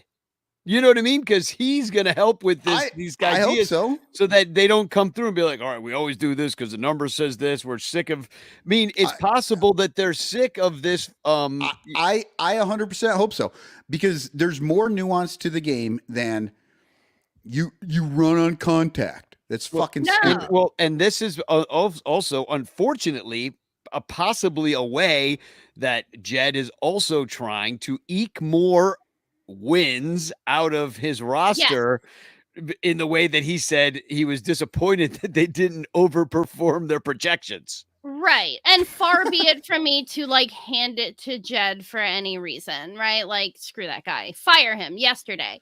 But also, if you were trying to come up with a way to get more positive outcomes from your efforts, you want to hire somebody who knows how to educate players in how to do very basic things that they're really not being taught anymore. Well, what were the Cubs lacking except for like basically running from third? And that's the guy that only made it through the coaching.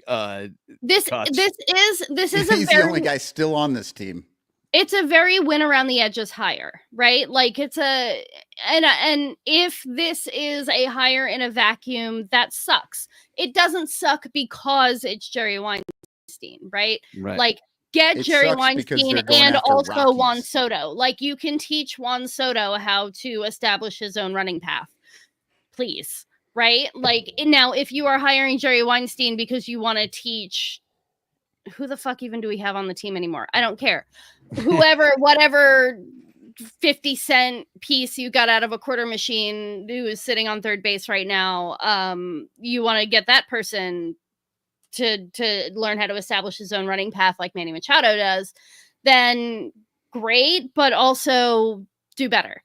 Well, right? and then Like, I'm not saying that this is not the balm of Gilead. This is not a magic pill. This isn't, beans you're gonna plant in your backyard and you're gonna end up with a golden goose. What I am saying is that as a coaching decision, as like bringing somebody into, bringing in catcher Yoda, I think that's a good move. No, and Do that, and also a lot of other things. And from Yeah. everything that you've been like talking Juan about, Soto. other than that Like one Juan Soto. shitty tweet, which who knows? I don't know what else was going on with that. It probably worked. I'm He probably totally- scored is what happened. I'm totally in on this. Other than the fact, the only thing that, like I said before, the only thing that I don't like is that if we're picking off Rockies coaches, that just makes me feel bad about This my isn't team. Rockies coaches. This is one very specific Yeah. coach who has a very strong Who social media coached for the presence Rockies for in 18 years. being an educator. Would it help? Look, will help one you coach to know- is not going to make No, the look, world I- of look- difference. But No, Can't- Look Michael what must Michael be. says. He Two must. things can His be okay. Rockies hatred I must can be. be okay with we this recognize you. hire We and recognize. still think it's ridiculous that we're going after fucking Rockies coaches. No, Hey, you just hey, want to Cotton, be mad please read what about my caller nothing. said. This is like Cotton. I've been trying to cheer you up this whole time, like me of all people, but trying to cheer you up and just keep drinking and be like, "No, he's from the Rockies. It's a fucking disaster. He's gonna make them run from third." That's God not what I'm damn. fucking saying. I'm agreeing you're with you guys. losing your I'm mind happy with over all the nothing. things you're saying, but Let me be. no, angry I'm talking about the Woodward. organization. I'm talking about the Chicago Cubs. Yeah, The Cubs. Nick Waller's like, They everybody are loves out him. looking for fucking coaches and shit, and they happen to be looking at the Rockies. I think that's a We bad thing. understand. Yeah, we Okay. know. You already said that like I 20 minutes understand. ago. But no, but you keep making it about that coach. It's not about that coach. It's it is about the coach. No, It it's is about literally the about the Cubs. coach. It is Oh not my about the God. Rockies. That is the thing. Please The tell me thing is, more it is about what literally I'm not thinking. at I all appreciate about that. the Rockies. Nobody. Please no, tell me no. more about what I'm thinking. Greg Council, Because Jed I'm Hoyer, thinking whoever the made this Cubs should decision not wasn't go going, "You know after what, we need Rockies somebody coaches. from the Rockies organization." No, they said we need Jerry Weinstein because he is an educator Yeah. and he's smart and he knows things. These It's dudes not don't about fucking the care. Rockies. Michael, Keep this is saying it. Major Michael, League this is not Baseball. the Rockies. These every single fucking one of these guys, every single coach from the major leagues down to the minor leagues of every single of these 30 franchises are top of the line freaking dudes. Whether they're on the Rockies or not, or on the Marlins, like, dude, the Marlins aren't any good. They've got top Dude, one of my freaking favorite talent. pitching coaches on earth works for the Marlins right now. Please go hire him. Yeah, I mean, Everybody, go hire Brandon Mann. there's not like this team that just has all these broken down ass coaches like the Rockies. Like, the problem comes with the personnel and the players you're hiring, not the coach. It's not the coach's fault that the Rockies won't freaking hire any pitching. It's not freaking catcher Yoda's fault of any team's failure. Is it the coach's fault? Some guy in the minor leagues that the A's suck? No, it's the fucking owner's fault and the personnel. The optics are bad for the Cubs, and that's what I'm talking No, they're about. not. The Nobody Cubs. cares. That's So, what Mr. I'm. Fourth Row, You're the Mr. only one that Fourth Row. cares. You guys seem to care a lot about this because Yeah, you. I do a lot. You absolutely everybody have to be disagrees. right. Says in the You know what? comments, You win. You're right. I don't give a fuck. I don't care. No, Like- I'm just saying it's not that big of a deal. Mr. Fourth Row in the comments says the Hartford Yard Goats were the MILB Organization of the Year this year. If it wasn't that big of a deal, then you would accept that I'm good with this coach and bad with the organization he came from. You hate the Rockies. You show we me know on you the hate the doll where the Rockies. Rockies hurt you. Okay. Look, I don't know how many different ways I could say this. I'm good with the coach. It looks bad that the Cubs are taking Rockies coaches. That just looks bad. It does. And the rest of the I love nobody you, but that is such a dumb thing to say. yeah. Well, anyway, Oh, God bless. we're out of time. Great. All right. No, Well, it's fun no, though. but what I will say though is this about that. They did make another move, and I got in trouble on Twitter for this because I saw this tweet from Dylan Drummy. He says, "I am incredibly excited to announce that I will be joining the Cubs baseball sciences department following graduation as a computer vision analyst. I am incredibly appreciative of everyone who has helped along the way and looking forward to this next step. And I retweeted it and I said, season saved. And all these people got mad at me. The same way you guys are getting mad at me for fucking making a joke, and it's a fucking problem. Look, what I love about this hire, this dude, they hired the oldest dude possible, and then they hired the youngest. He graduates in 2026. He's not even fucking out of college, and they hired both of these guys. No, I think he is. No, I looked him up today. He is set to graduate in 2026. Now, that might be January or fucking February. I don't know. But he's not even out of college yet. And it's just so funny to me. It's like 81-year-old, 21-year-old. So You know, it's science like- and religion. You have It's not somebody who religion. has- It's artistry. Please don't say religion. That drives me nuts. Fucking What's the religion. difference? It's Religion absolutely is religion. art because it's all fake bullshit. No, but you're telling me that baseball isn't religion? That's the number one thing people say about it. it's the one religion I have left. But I that's always not say what I'm we're a talking about. We're pagan talking atheist. about how the things are done. Okay, whatever. I'm But not going to anyway, get into fucking art versus religion. No, it's fine. But what I'm saying is, there are the quantifiable things about baseball and the inquantifiable things about baseball, right? And I like it most when those things get as close to each other as possible. So you have, guys like Jerry Weinstein who are like, I am going to quantify the inquantifiable as much as possible with his like how to win whatever stat that how to win awareness is what he calls it, how to win awareness, right? Like these are the things that you can do that over the course of a season will lead to more wins than not. And Right? Dylan Drummey. And we like that stuff. Right. And then Dylan Drummey is at the absolute cutting edge of science. He is written for Pitcher List. He's a person who is knowing stuff about things. The fact that he's 20 years younger than me, great. Like, love that for him. I don't think that somebody's age necessarily is a contributing factor to how much value they have as a person to contribute to the winning of a team. If they are able to push the buttons that create the model that leads to something good happening for my team, amazing, awesome. I don't give a shit how old they are. They could be 112 or they could be 14. I don't give a shit. I literally don't care. I feel this way about doctors sometimes. Like, Right. you get the old guy. Like I used to go to an old dentist, Ray Henneman, Dr. Henneman. And, he had all the old stuff like that, like kind of puke green chair and still like pink 1960s pink office, that mauvey kind of thing. And then you'd go in there and that chair had been sat in a million times. There were butt cheek prints all in it. And then, blood spattered he was old school dentist, right? Yeah. I'm going to, you know what? Porcelain sinks. Danny went to Little Shop of Horrors for his I dentist. did. It looked like You know what? I'm built sorry. I'm gonna overshare a little bit. I'm going through this a little bit right now. I shared a little bit last time about how I am in the process of like scheduling operations on my feet because I don't have bog standard feet. They need work. All right.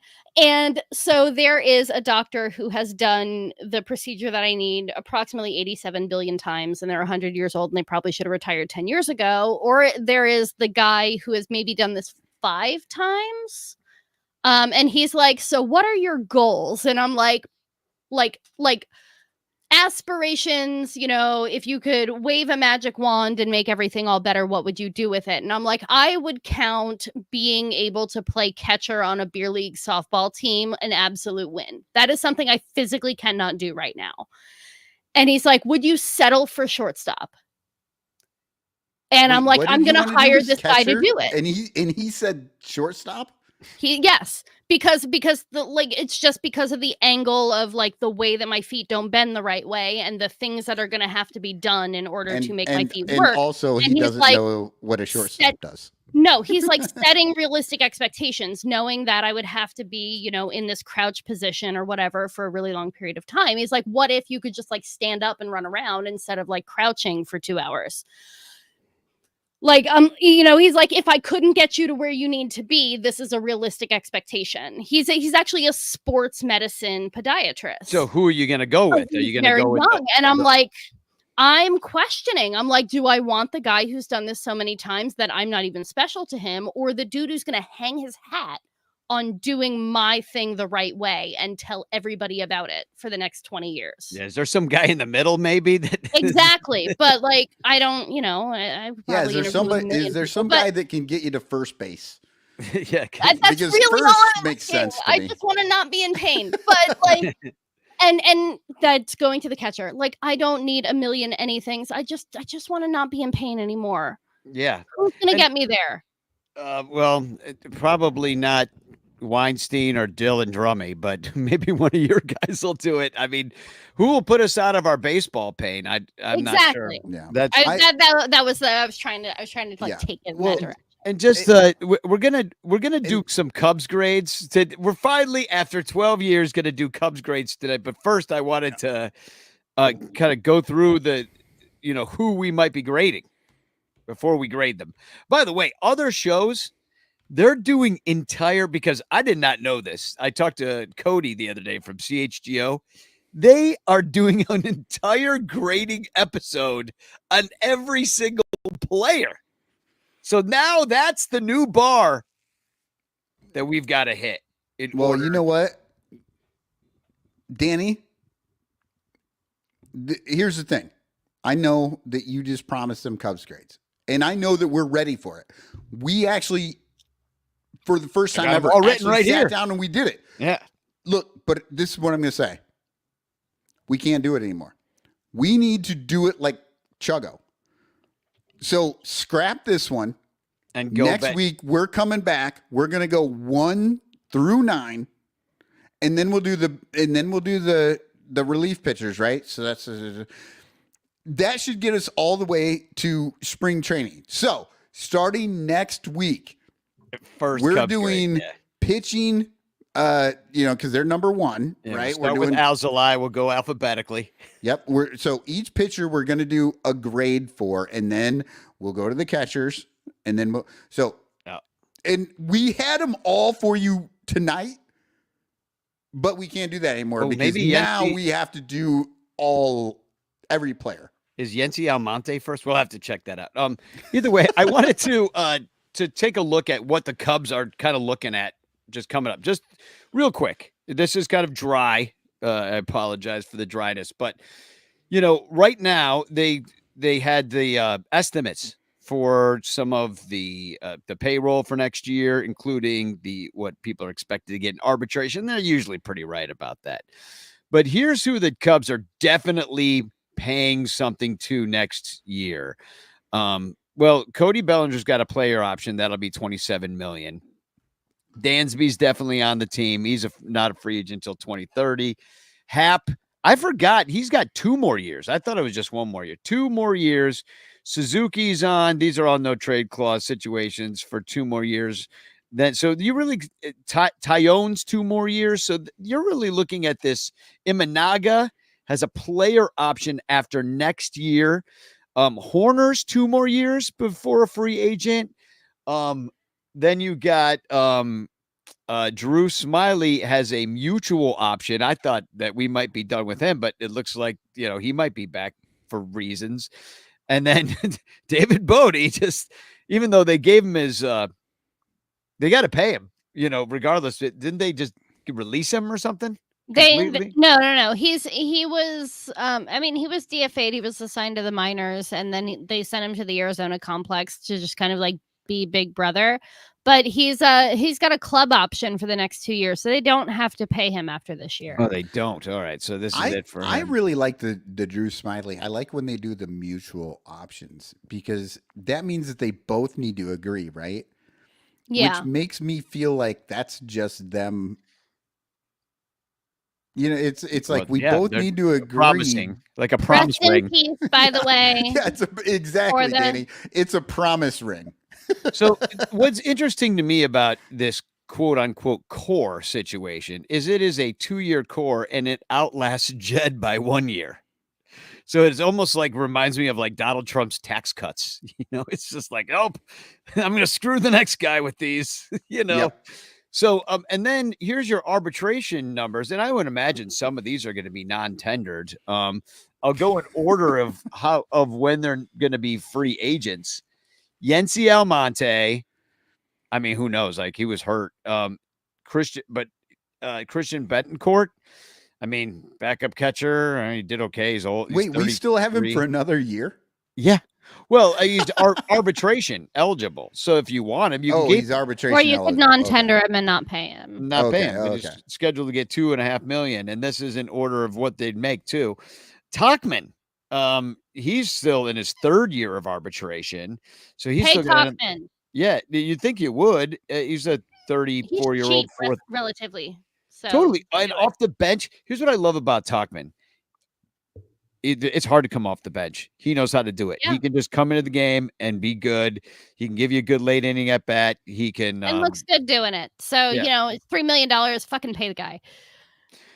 Lefty too. And then Merriweather, I mean, he was hurt, but he's in his he's got 2 more years of arbitration till he's Minor interjection. Rest in peace, Kansas City Royals. It was a great season. Yankees move on. Yeah. The Yankees win. I am officially a huge fan of whoever wins the next game between the Guardians and the Tigers. Yeah, Waller jumped in to say it's a $1 million buyout for Bodie. So yeah, they'll do that. And then you got Patrick Wisdom, who's up to $3 million, and he's got 2 more years, this year and next year, of arbitration. And he'd be one that I'd be like, don't we have somebody else?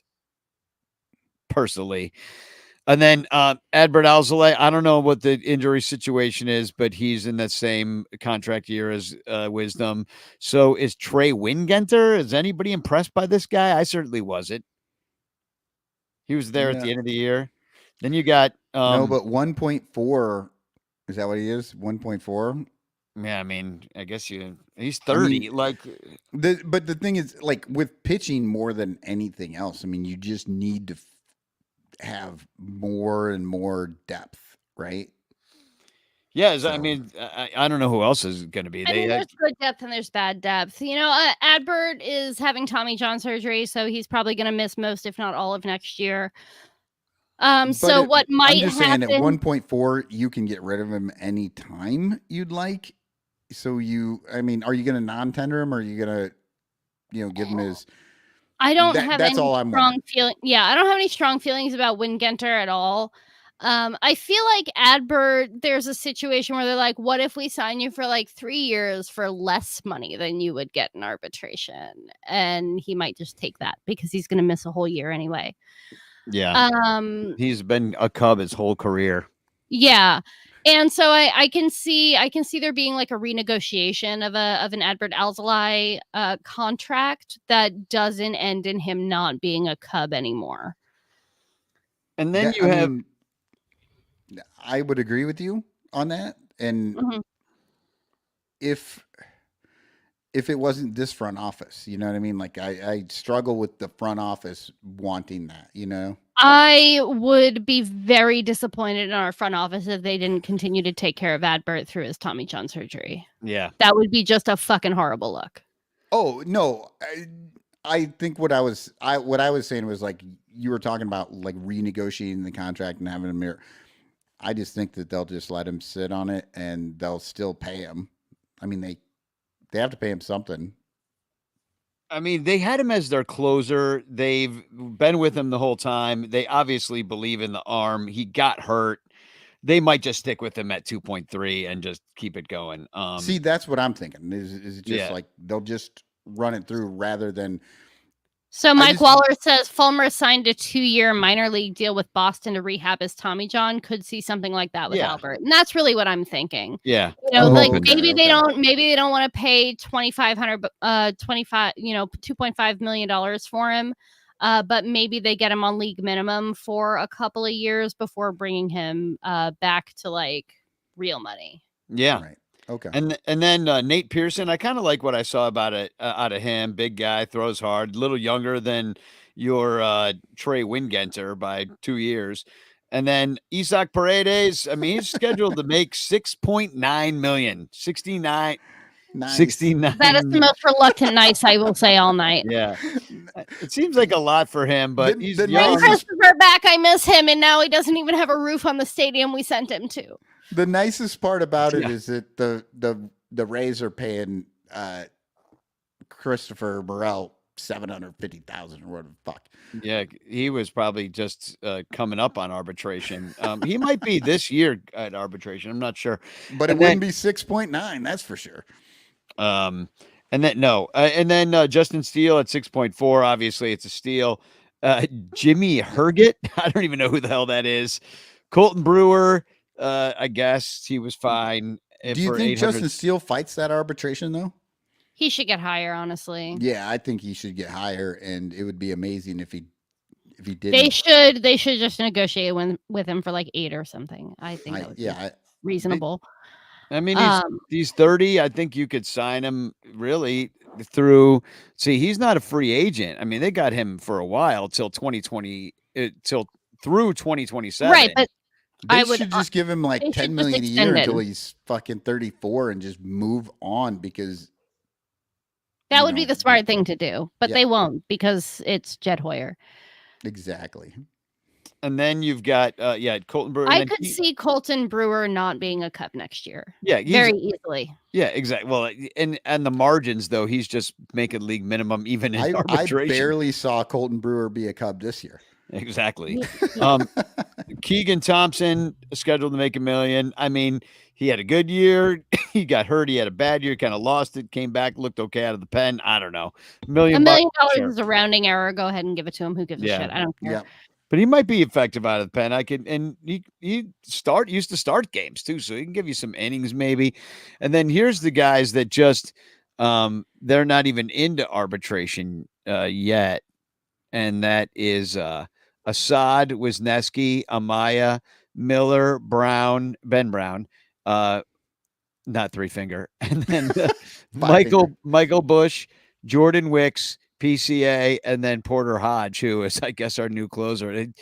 Porter Hodge not a free agent until 2031, if that's what's to make you My feel like goodness. like.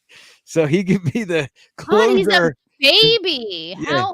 How are you 24 years old and like 6 years away from free agency? That's wild. Was PCA he even must have went younger. to college and then Yeah. got drafted late. So you got all those guys. Most of them are pre-arb. The only ones that are hitting arb next year are Wisniewski and Assad, which, you know, Assad probably going to be looking to get a nice raise. I don't know about Wisniewski as much but they're sort of in the same boat. Anyway, I just thought that would be a little educational for us to think about, you know, just the implications, because I was riding my bike around today and I only brought up all those names to say, I think they should blow the whole fucking thing up and start again like the Mets. I really do wish they would be like, you know what? I'm making a new team. And it would be with a whole new guy too. Like Jed Hoyer's gone. Like I want, instead of this piecemeal, no, well, you know, it's like bailing water on the Titanic. Yeah. With The a main- Dixie cup. The main position that you need to get somebody better at is Pobo. General manager? What Well, is I mean, you got to start with the President. president of president baseball of baseball operations. operations? Sorry. Sorry, I've- ever since somebody made it I've been Pobo, drinking.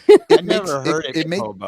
I'd never heard of it before this year either, but now I'm like Pobo. It makes me think of like po' boy, like a good Exactly. I was like, New I Orleans sandwich. actually haven't had dinner yet. I would like a sandwich. Yes, please get me one of Yeah. those.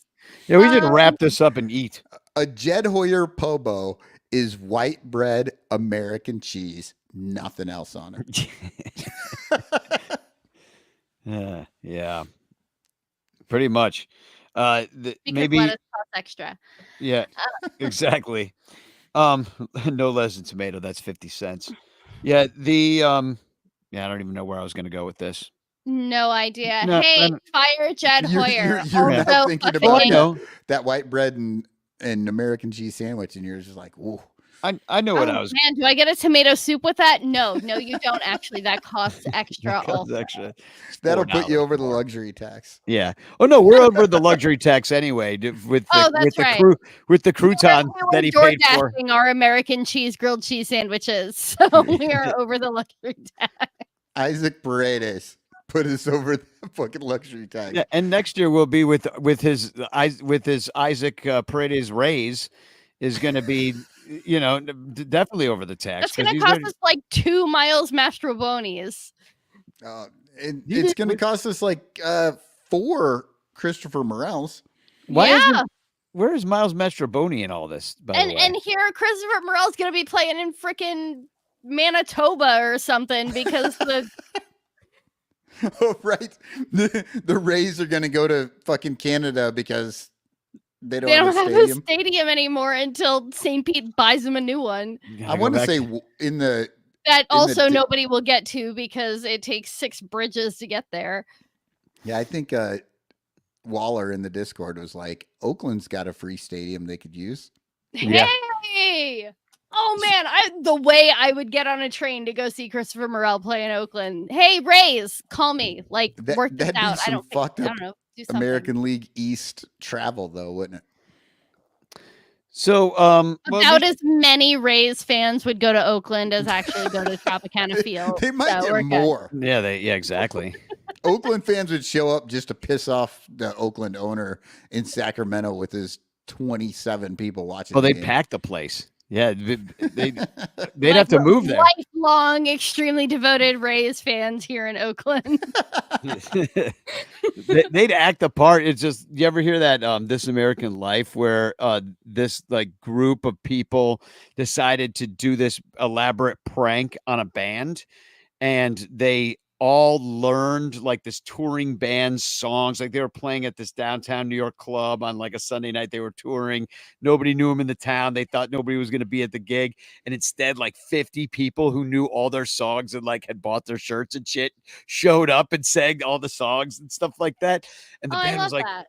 yeah, except for that the band actually got their feelings really hurt when they found out that it was an elaborate joke on them because they worked their ass off to be musicians. They thought they were finally making it. So then it totally backfired on the people. And the one guy was like, yeah, fuck those guys.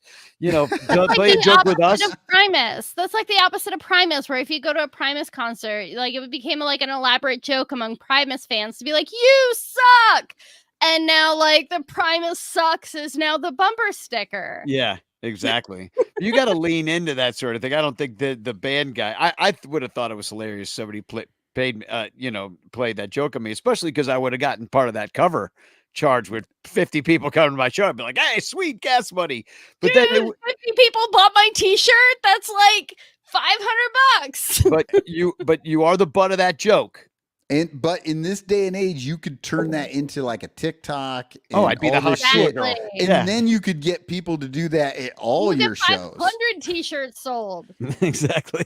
Now I'm really in business. 25.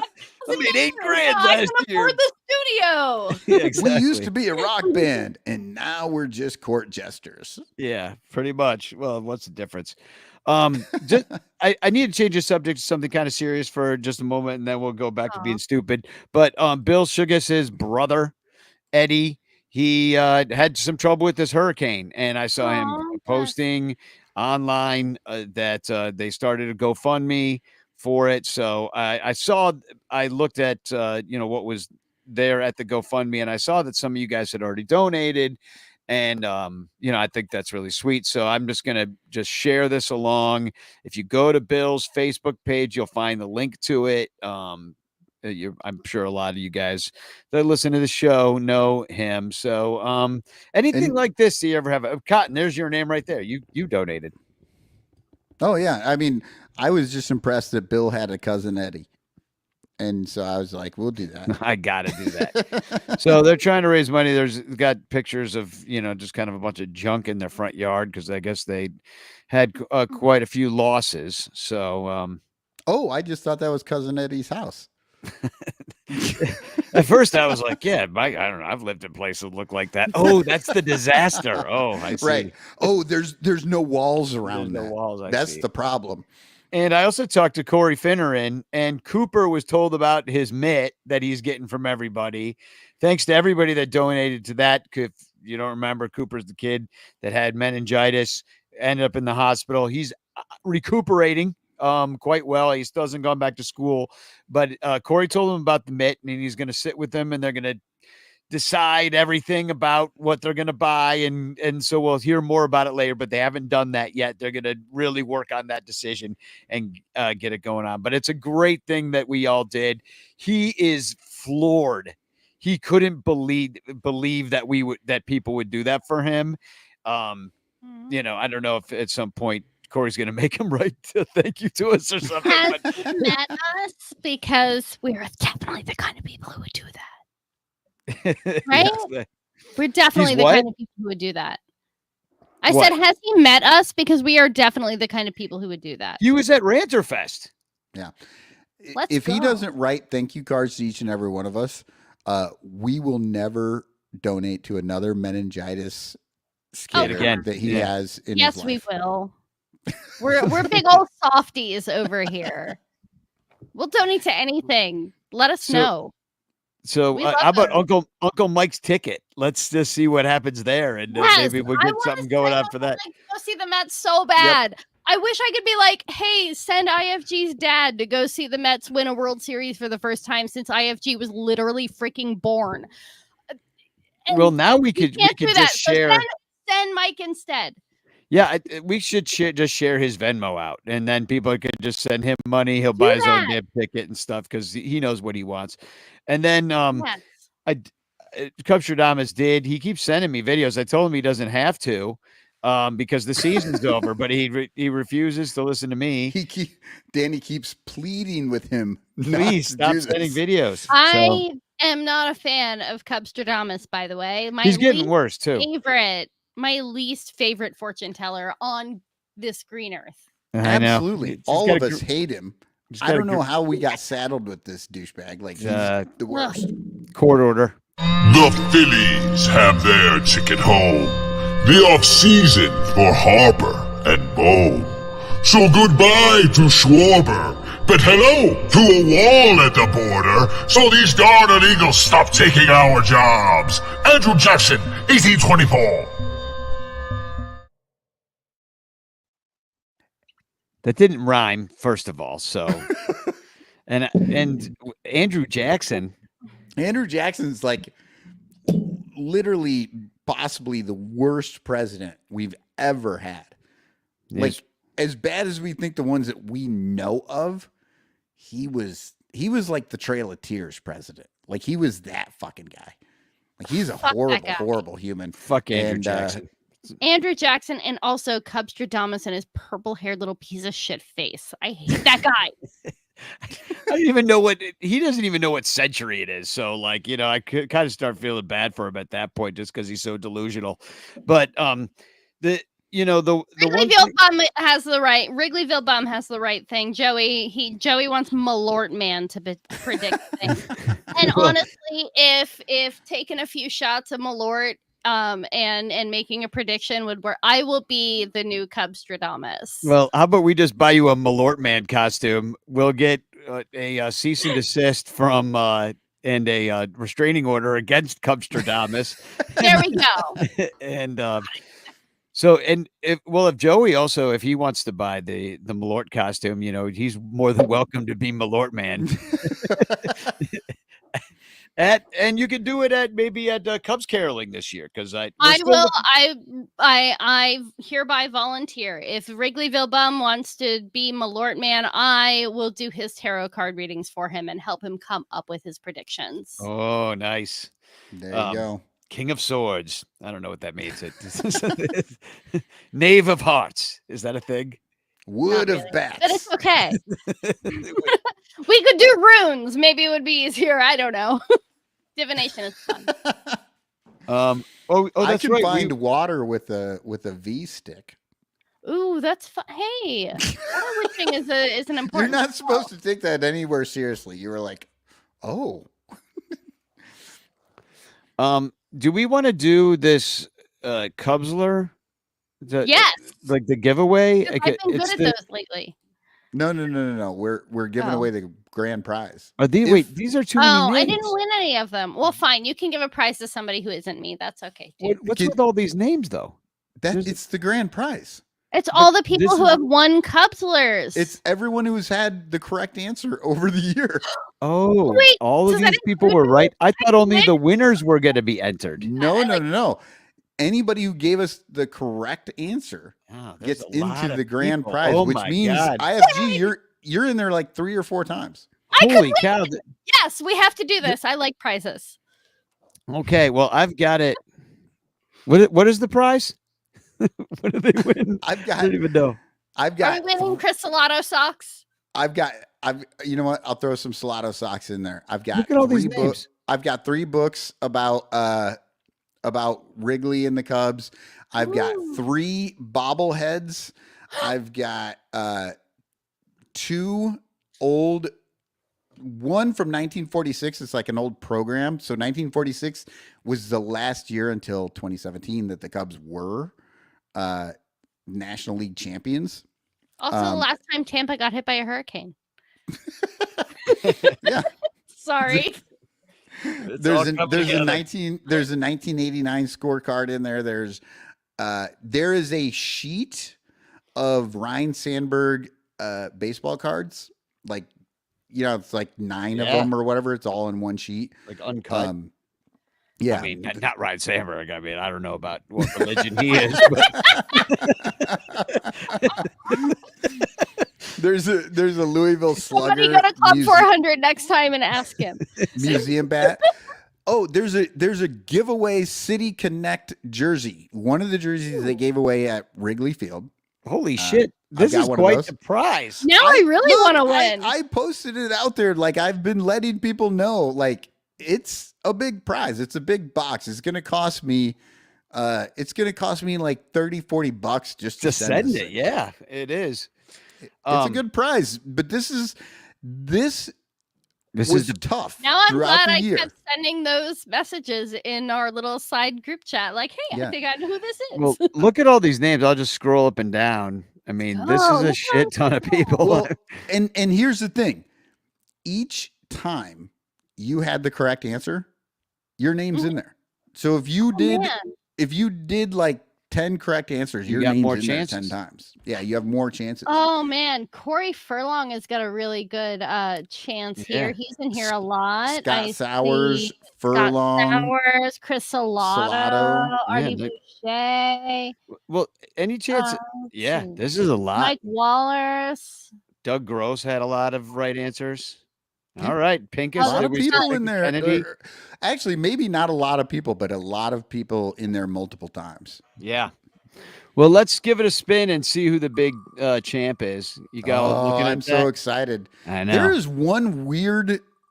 Wheel of Red- Cubsler, turn. Tell us the winner that we should learn. Oh, who is Oh, it? it's Clint Clinton Nathan. Nathan. With the, Oh, with the W. congratulations, Clint. You will be getting. So Let's see who would have come in second. Clint, you're gonna need to reach out to us at Ranto Show I think at I got gmail.com. I got Clint's info. Okay, you already Yeah, have let it? him Okay. Ooh, Doug Gross, second place. Yeah. So we're gonna Doug Gross, second place. You got nothing. All right, who comes? Who Third. takes There the is one bronze? second place. You get nothing. You get nothing but your name on the show. What is up with that one really bright red? Ooh, John Racanelli. What's that? But what is up with I'm that so one sad. really bright red one This on one? this wheel? Yeah. What? There's no name in it. Oh, Oh, that's wild. it is wild. But yeah, It's- Clint Nathan, you're getting a bunch of crap, man. Look, I got it I'm to kind of disappear. sad. I'm kind of sad the Kansas City Royals didn't make it because I had found a bobblehead that was Vinny Pasquantonio doing the like, what is it? I'm a little teapot.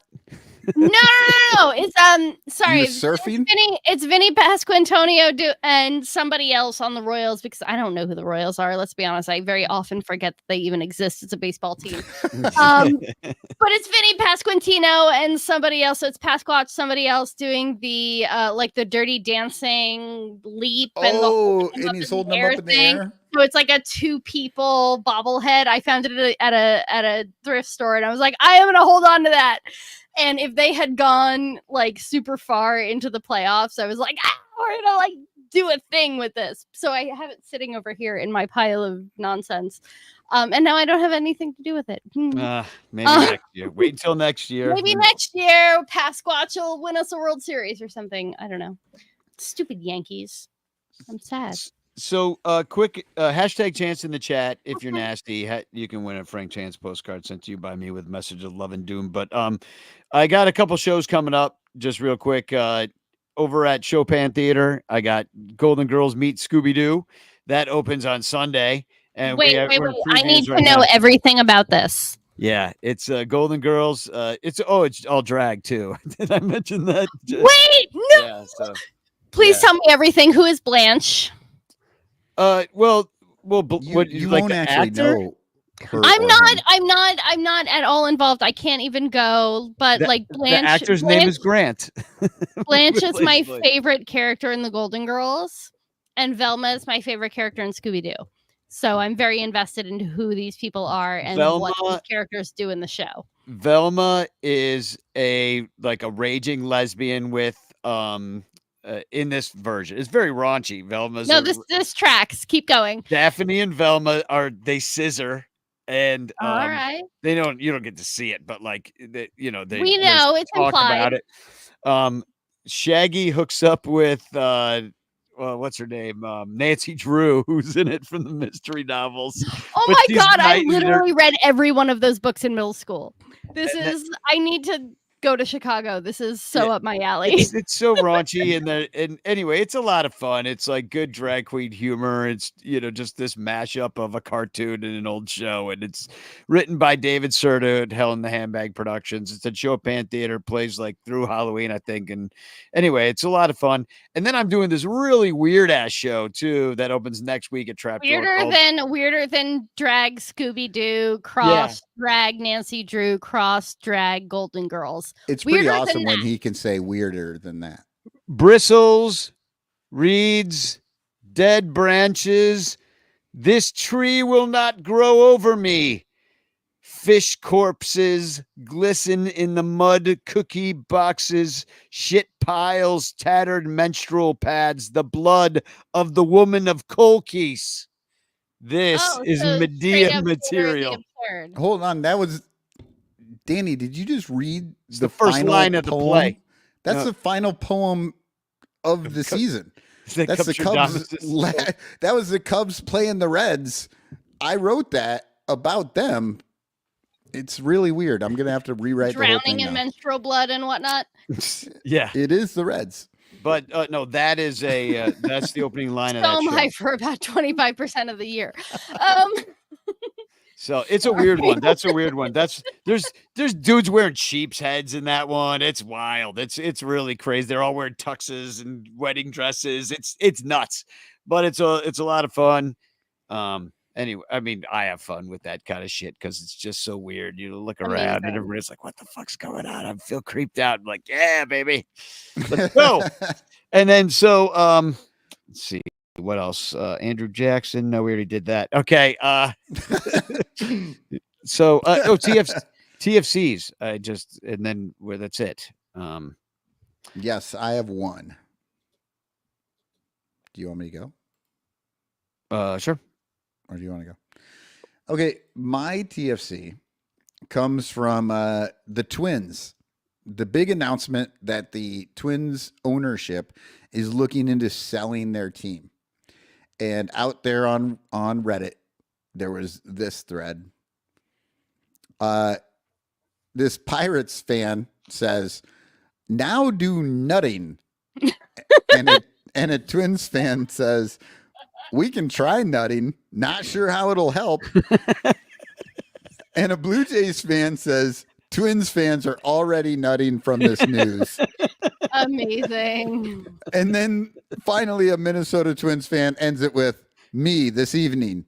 Hey, Doc, it's been way longer than 4 hours, and this thing isn't going anywhere.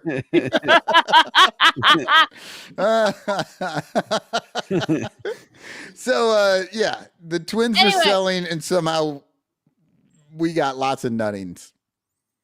Anybody remember how Bob Nutting gets to like have a payroll that's worth less than what he receives in profit sharing? Honestly, if I were the commish, which one of these days I'm going to start a show just called "If I Were the Commish," where like me and somebody else talk about what like rules we would change if we could for 45 minutes or so. But if I were the commish, I would definitely make it a rule that your payroll needs to be higher than the amount you receive from profit sharing from other teams. Because fuck you. Yeah, minimum, basic minimum payroll. You have to actually hit $0 spent of your own money in payroll. Yeah, it's ridiculous. Yeah, or you got to get it from the fans because you put such a great team out there that the people are going to want to come see it, you know.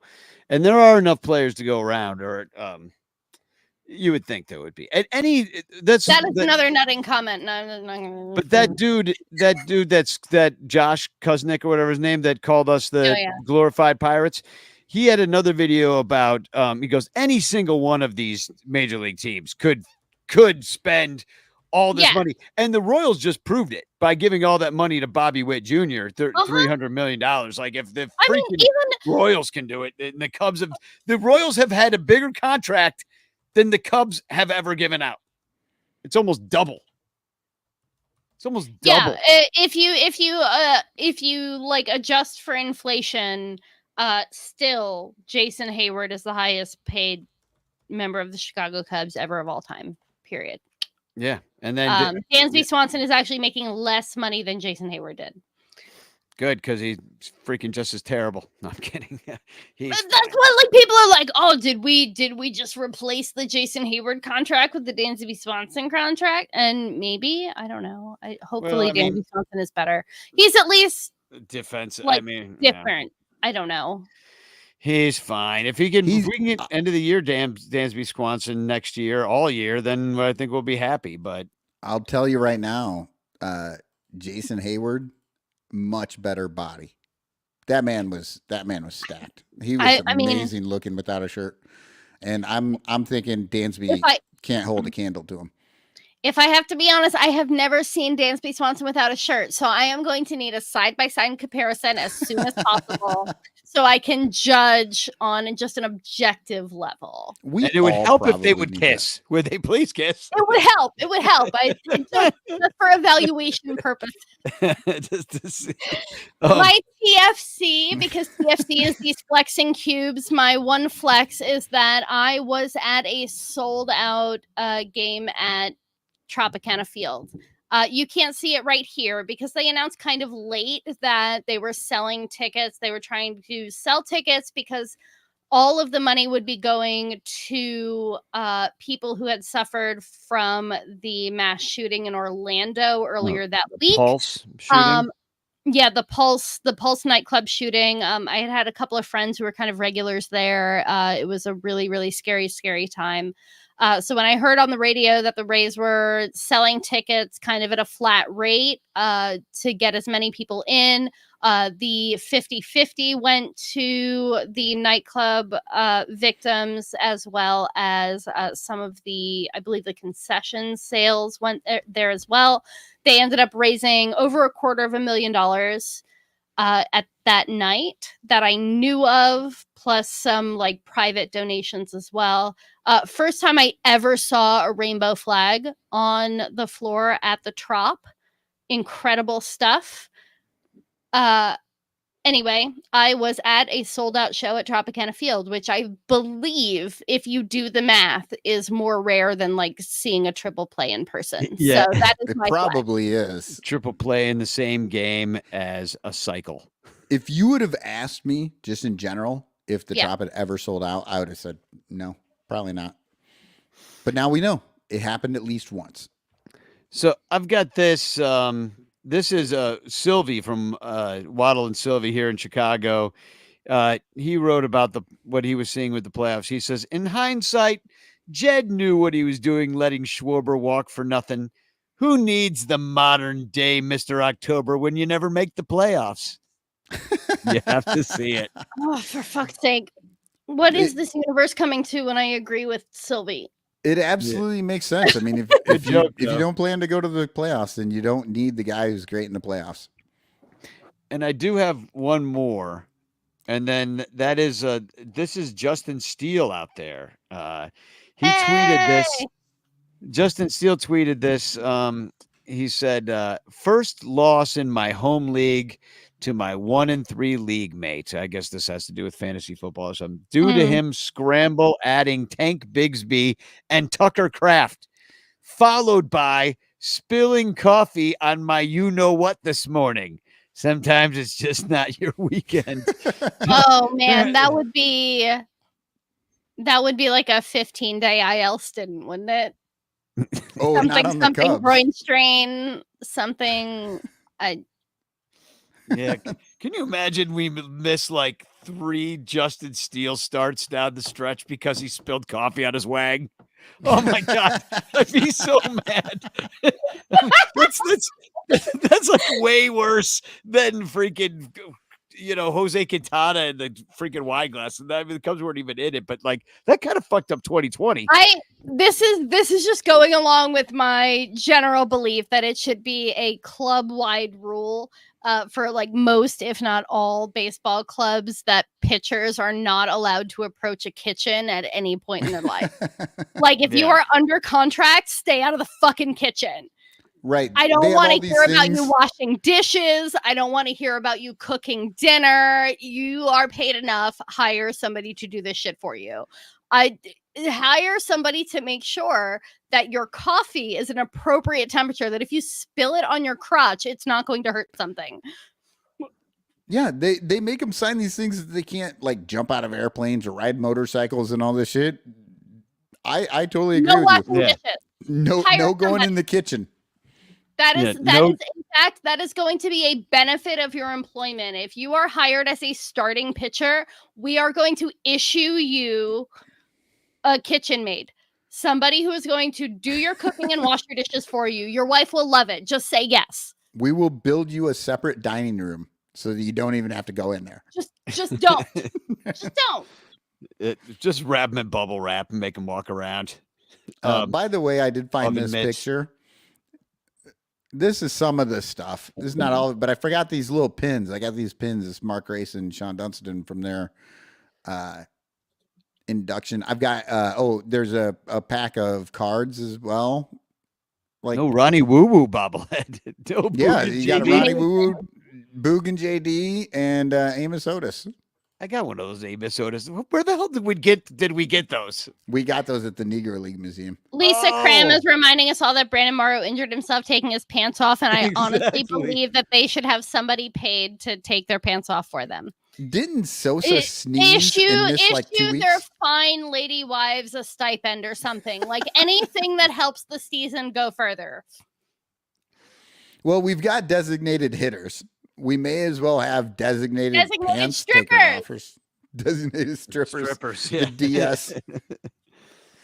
So that is the show. Oh, hashtag chance. Hashtag chance is your last You almost chance. missed it again. I know. Well, it's kind of what we do here on the show. right? Artie's in here bitching about the stuff.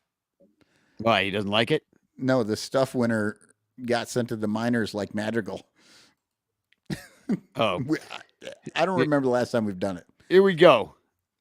We're picking a Also, winner. it's Amazon Prime week, isn't it? Yeah, it ended. There was nothing good. There were no good deals. That's why I didn't share. it out, I 'cause bought some things And- from a Prime Big Deal thing, and my Amazon Flex driver stole all the stuff. So then I had to get a refund and buy all the stuff at a higher price.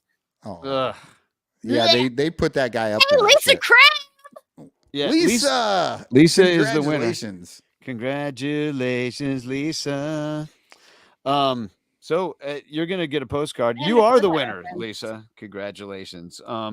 This show has been brought to you by Bleacher Bunch Productions on the Fans First Network and our 110 Patreon supporters. Thank you very much, especially Blake Beard, Rogue Wave Creative, and Mike Waller, and the Cubs PS Plus podcast, Matt Cameras, Permanent Paintings, and In the Clutch Shirts, who sponsor our monthly Patreon prize. Find out more at patreon.com/sunranto, how you can be involved with the love that is the Sunranto Patreon. You get a lot more for your money. So anyway, find us anywhere you can find us. Like, subscribe, review, 5 stars, all that stuff. It really does help the show. So I'm going to say to please do it. And Lil Yumper's here saying, great show. Thank you. Great audience. And yeah, ranters are the best. Join into all the goofy stuff we do. No other show out there is doing what we do for you. There's You a reason. do a lot for us, and we possibly spend more giving you shit back. If nothing else, when you're logging into a Sunranto podcast that the people who are talking at you are talking as fans of the Cubs and not as people who are trying to be state media. Oh, Yeah. God. We love We and are hate this just as team. pissed off about what's going on as you are.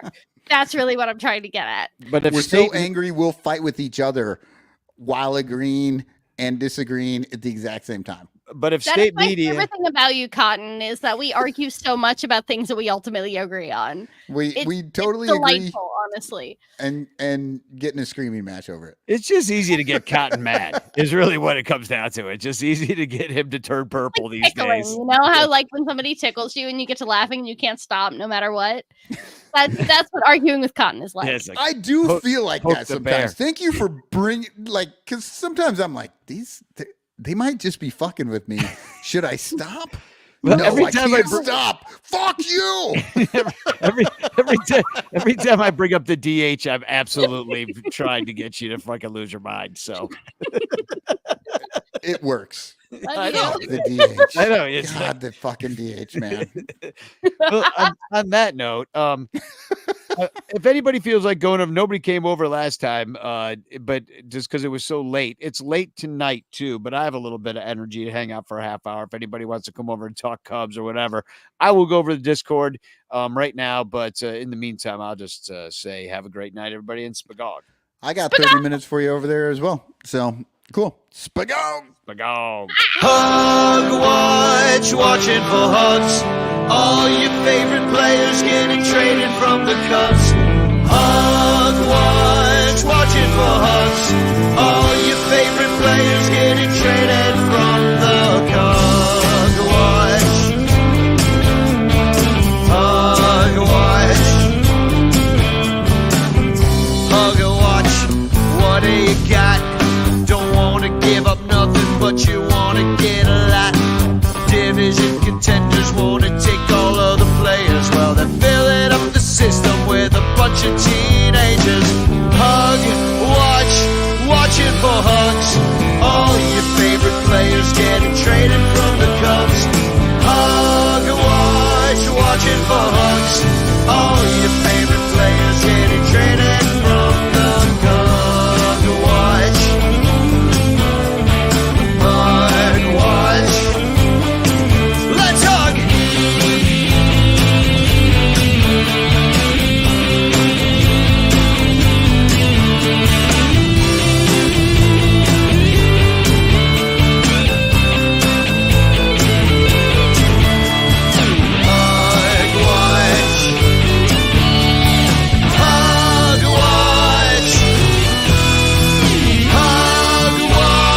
Watching for hugs.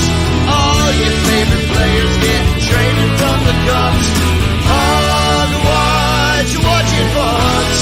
All your favorite players getting traded from the Cubs. Hug watch. Hug watch.